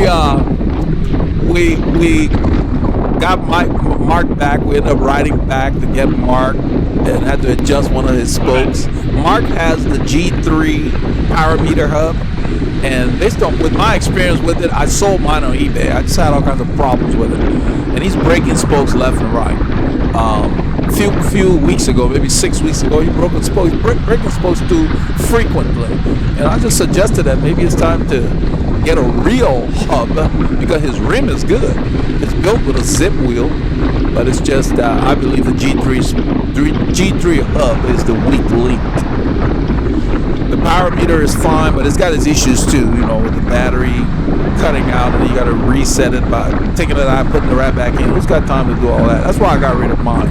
It's got its issues, but he's breaking spokes, and I told him, man, it's time to get out of a DT Swiss hub or Chris King or whatever. Put something reliable on it. I don't like mechanicals. I like to buy wheels that are bumper. I just want to ride. I don't have time for all the little hassles with stuff. So they helped him adjust his adjacent spokes just to get him home. He ended up taking it to the shop after the ride. But we're headed here south towards Highway 105. We're headed back towards the town. I'm back. Paul H is once again at the front, driving the train. I am behind this gentleman. I have the camera right now. I'm filming. Because Paul had handed it to me back there. And So I turned it on, and I'm just gonna get this footage here. In a short while, I end up giving it to Paul. Right here, I hand Paul the camera. I love using the gimbal. The picture is steady even when you're moving stuff around. I'm basically putting some gas in the tank here. I pull out a gel. I burned a lot of, almost 4,000 calories on this ride, which is quite a bit more than I normally burn. Everything felt harder today. And so before my tank is empty, I always fill it up. So after eating, I just ride up to these boys. I'm not worried about being able to catch them. But I do it steadily so that the guys behind me don't have to twist the screw too much. I gradually edge it up from 34 to 36 to 37. And then the terrain helps. We're going like 40K right here. And we just come up on them. Don't get too excited when you fall off. Just try to ride steadily, because that excitement causes your heart rate to spike too much. Your respiration goes up, and then you just get out of breath so quickly. Do certain things gradually, unless it's a real vicious attack you're trying to cover. Learn to sip, sip your power, I call it. Just like a car that sips gasoline, that's efficient. Use your power in little amounts. And then when you do go, you need to make it hard, open the gap, then sit down and work it. Don't mess around at that point. Make it count.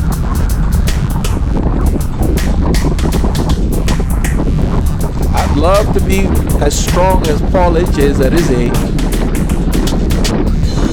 He sets the bar for us to aspire to, man. This guy puts in a lot of kilometers, riding hard.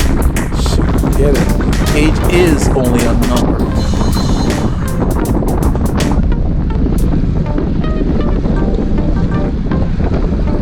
I love walking in the airport and just walking away from people that it's just so easy because you're fit. I love doing that. Go to the grocery store, I do the same thing. I just speed up. Little races, with people who don't know I'm racing them. But you can tell they can't keep up, especially the guys that smoke and drink. They get out of breath. It compromises your lungs, man.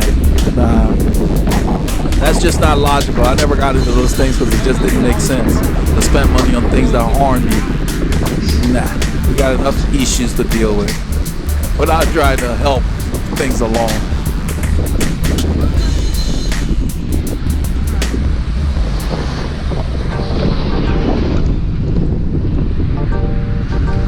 I'm glad I grew up in a family that was into not only academics but athletics.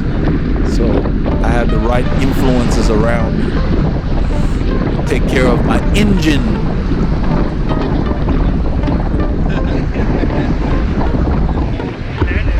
The only sport where you at 25 kilometers an hour you're chatting. Paul and I shared a joke or something. We were talking about something back there. A bit of a lull in the pace here. It's not going to be too long, and then it picks back up. We start to descend here. I believe we're going towards Highway 105. This is FM 3083. I look back for traffic because I don't want to stop, and I'll end up descending more faster than these guys. He waves us through because he's going to be turning left at the intersection. We're going right. He's going east. We're going west because he lives out here. I always do that because I don't want to be riding my brakes. There's a slight descent and people go slower, so I like to go downhill fast.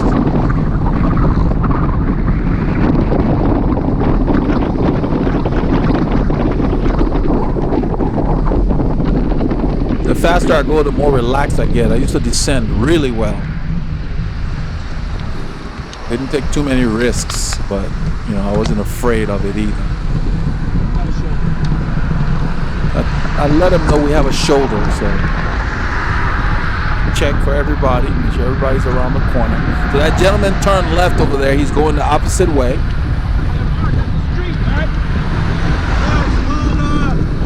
It's called South Road. SAPP. It's about another mile and a half down on the left. So I asked Mark for directions because I remember that we turned from a road onto 105. He tells me it's Sap Road. And for some reason, this particular road is marked poorly by the state engineers. They have these signs that lets you know what street is coming up. But for this particular road, they put it right where the street is, as opposed to, say, a quarter mile or an eighth of a mile before you get to the street. I'm like, really? You know, you'll see. That's a good shot Paul got here. I didn't know that. I'm working here. We're going into the wind, into the west wind, and this is a grade. Yeah, it's at 2%, whatever it is. I just try to get a rhythm. I start to breathe here because it's a hot day. So I know we got at least 2 hours left to ride. I don't know what I'm pointing out over there. Probably debris on the road. That's Rudy. So Rudy was with the first group that had the flat, so he didn't get to ride with us. So now at the store, he joined us. But once again, you can see me keeping a high cadence because I'm thinking ahead. Tete Jean. We've got more hills coming. We're going to be going back into the wind. This is a nice descent here. We're carrying a lot of speed. Look at that, 45 kilometers. But we get robbed here. Lose all our speed.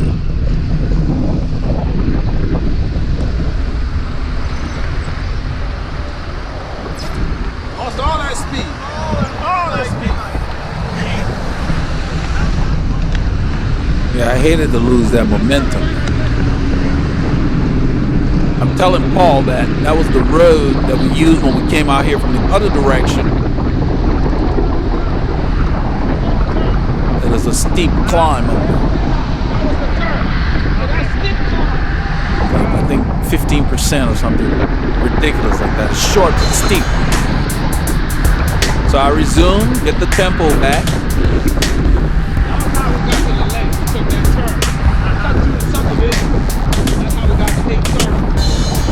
It was a particularly hot day. We didn't expect it to be this hot.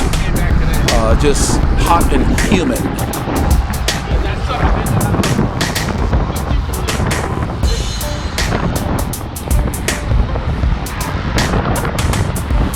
So all that's on my mind is we're going to turn left at Sap Road.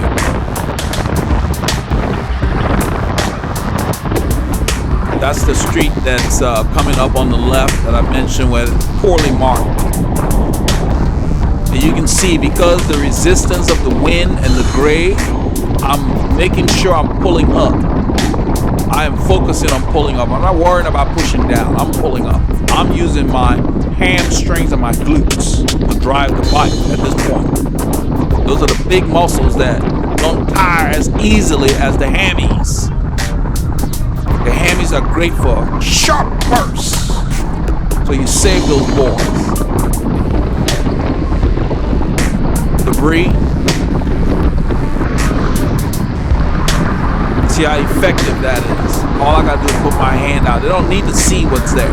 Just avoid where my hand is. Now all I'm doing is pulling up. I got those shoes many seasons ago on sale from Rafa with the pink bottom. They had a pink strap on the top. I ended up dyeing it black, just a strap.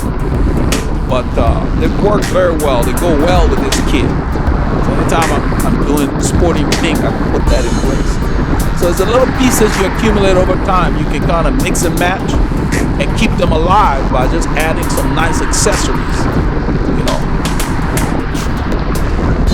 So the socks wakes it up.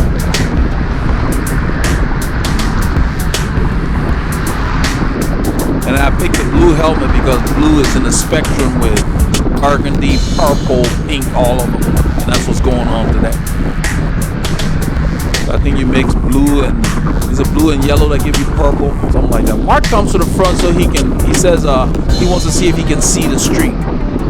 Because he said 1.5 miles. We've been riding for a while. You know, it wasn't 1.5 miles. It was longer than that. So he sees it, he signals, it's clear. Both lanes are clear, so I move over. There's a turn lane in the middle. That's where we're headed.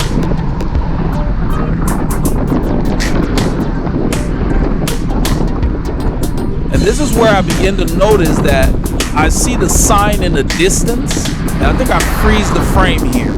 So the road's over there. Now look, that's a sign that says Sap Road, but it's right at Sap Road. So even if you're in a car, by the time you see the sign, it's too late.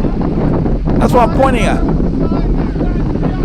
It should have been behind. It should have been a quarter mile back. I mean, come on, who's the engineer here? The road's right here, and you got the sign that tells me this is the road. Unless I know it's there, I'm just gonna drive past it. I'm like, please. So we turn onto this beautiful road, a canopy of trees. Yeah. That's why I told the guys, it's a beautiful road. I love these kind of roads.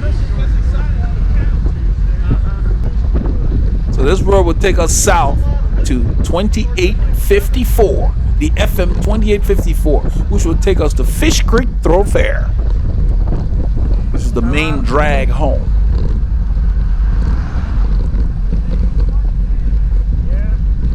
I continue to keep the effort similar to what we're doing back there.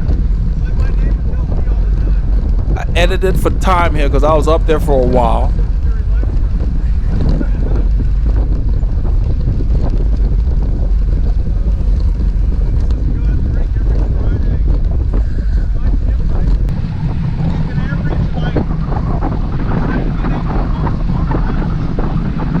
So I'm in zone 2 right here. You can hear the guys talking in the back. It's like a little hiatus. The group ride doesn't have to be on the rivet for the entire journey. There's gonna be stretches. This is the time when you drink, stretch your back, stand up, do whatever you gotta do. Get yourself ready for the next time the impetus picks up. There was a bump there I saw at the last minute. Gotta play with your bike.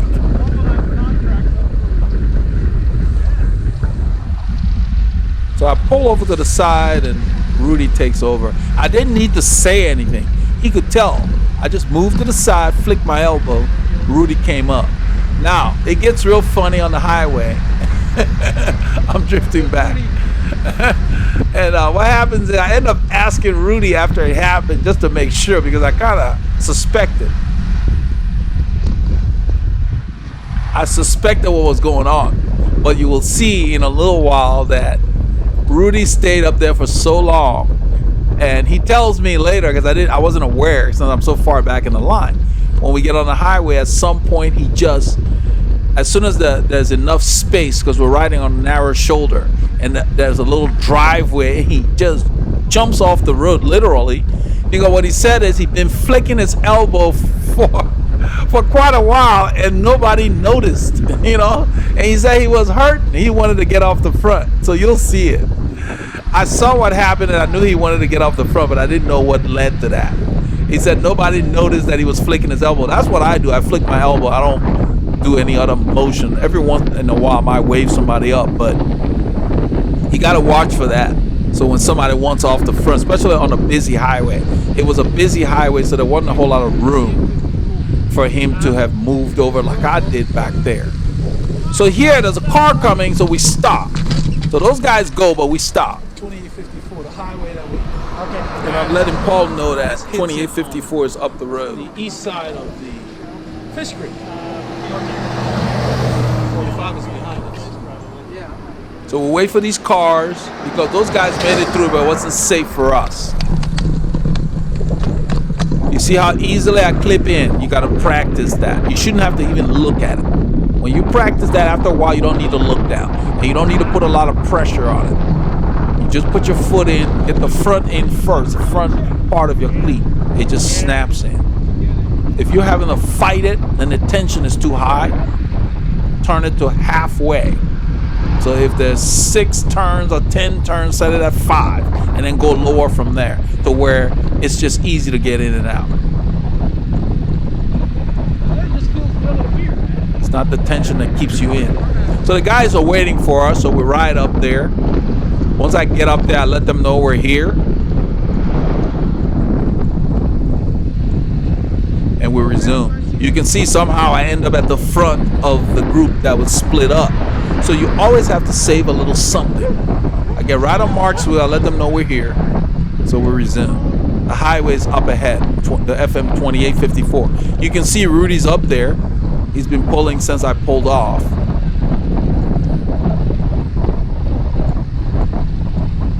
The rest of this ride, we're going into the wind. It doesn't matter which direction, because south, we're going into the south wind. When we turn right, we'll be going west into the west wind. That's why I took that gel back there. I knew what was coming.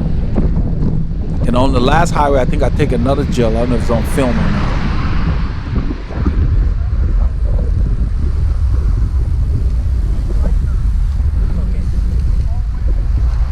This is the FM 2854. If you go left, you go to Conroe, the city. If you go right, we're going to go into the Hornier area. So we're going to go to 2854.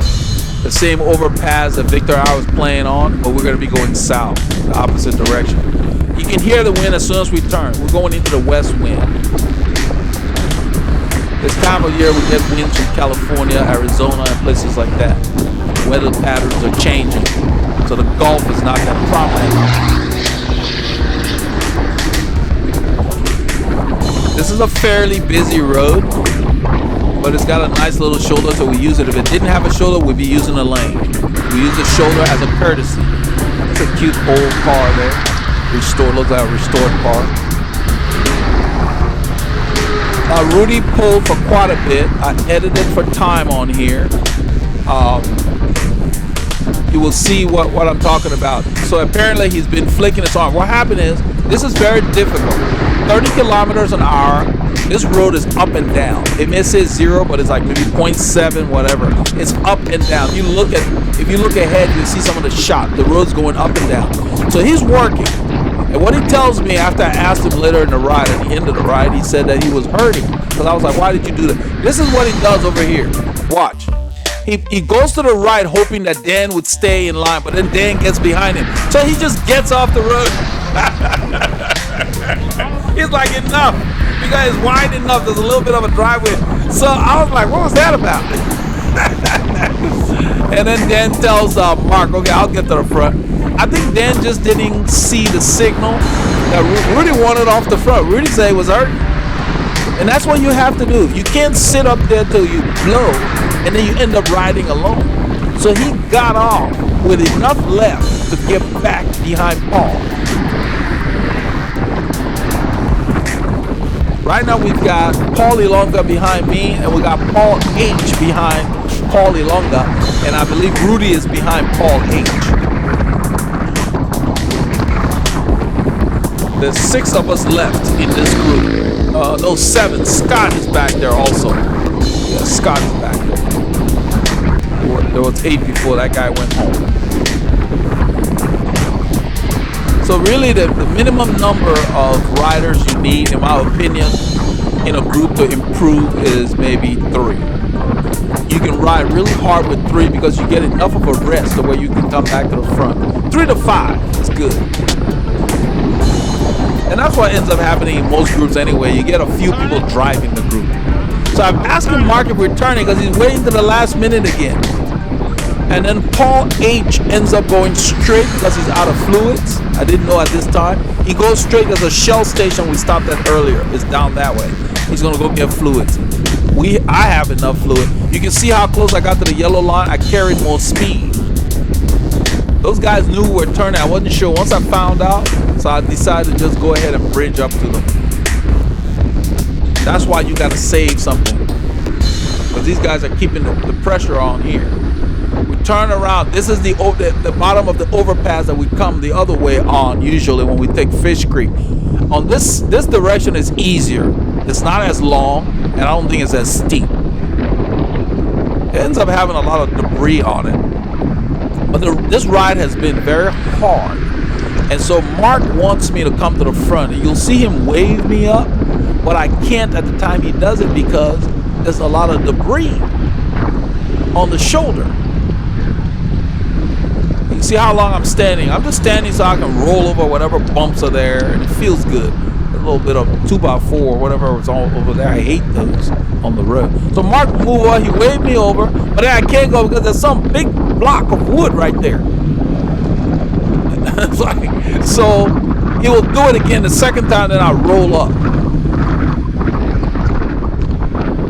We're going into the wind, and we've all been working hard. And you remember back on the hill back there, after Mark took that long pull over the bridge, he had some difficulty on the hill. So what he's doing is he wants to make sure he conserves his energy, because we're going into the wind, and Fish Creek at the end has a nice little climb. But right here, he waves me over, I roll to the front. Now, you're wondering, why is Mark waving you over when he's already in the draft? Well, for some reason, the further back you are, you get a better draft. You know, that's been proven. So if rider 2 gets less of a draft than rider 3, and rider 3 gets less of a draft than rider 4, and Mark's aware of that. And a second reason would be he doesn't want to have to deal with being at the front for any reason. But those are the 2 reasons you want to be further back. I like to be within the first 3 to 5 riders, so at least you know what's going on. You can respond to what's going on quickly. Right here, it's an uphill. You see my cadence. I'm using cadence here because look at the road, up and down. It's beautiful. And we're pouring it on. We're going into a headwind, and we got a crosswind from the right. We're not playing. What you're hearing is what we heard. We could not talk during this ride. You wouldn't understand what the other person was saying. There was so much wind. We come up on a guy on an expensive time trial bike, and he's not firing very well. I can tell when we get up to him, because this wind is pounding him. And he's over geared. Look at his cadence. He's over geared. We come up on him like he's standing still. So Dan waves me through. I don't want to pass this guy slowly. So at this point, I reach for a gel. I'm putting some gas in the tank. I'm thinking about 15 minutes from now when we hit that last climb. That's what I'm thinking about. We don't film up to that point. We pretty much run out of footage, but you kind of get the gist. Then Scott goes by the white line. I'm like, what is he doing? That I did not understand. And for me, I was like, okay, I'm just going to stay here. I know my engine. So I wait. Since Scott's passing, I wait. I don't want to do anything drastic. I want to keep the group together. So this guy sees me behind him. Scott passes him. He's not firing very well. He needs to shift down. Oh, man. This is what I talk about. I got my little $2,000 bike. We're about to pass a guy on a $15,000, $16,000 bike. Tim Nina, the maker of this bike, would be proud with my little Zonda wheels. Everything is just basic on this bike. It's a simple bicycle. That's the way he's waving me on. Like, I don't need you to wave me on. I know what I'm doing. I decide I'm going to pass him when I'm good and ready. I'm waiting for the climb to be over so that the guys behind me can use that momentum to stay when I change the speed. I did not want to change the speed on the climb. This has been a hard day. I could have passed him up there, but it would have broken up our group. Dan had just taken a long pull, so I was just keeping everything steady. So right about here, I believe I started passing.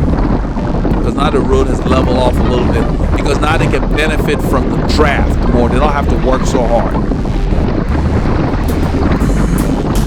So knowing how things work, because I competed for such a long time, I knew that if I had attacked on the hill back there, it would have broken up my group. But right here, with this terrain, I look behind no traffic, and then I kick it. Just a little bit. 40 kilometers an hour into a stiff headwind.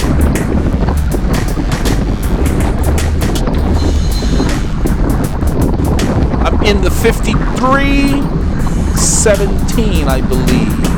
17 or 16. It's got to be one of those. It's probably the 16.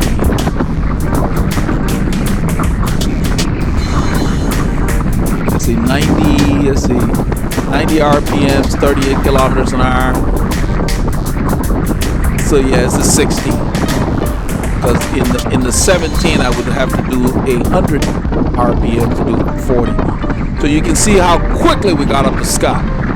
And so I decide that I'm going to reel him in on this little uphill. It's just a slight grade. Look at my cadence.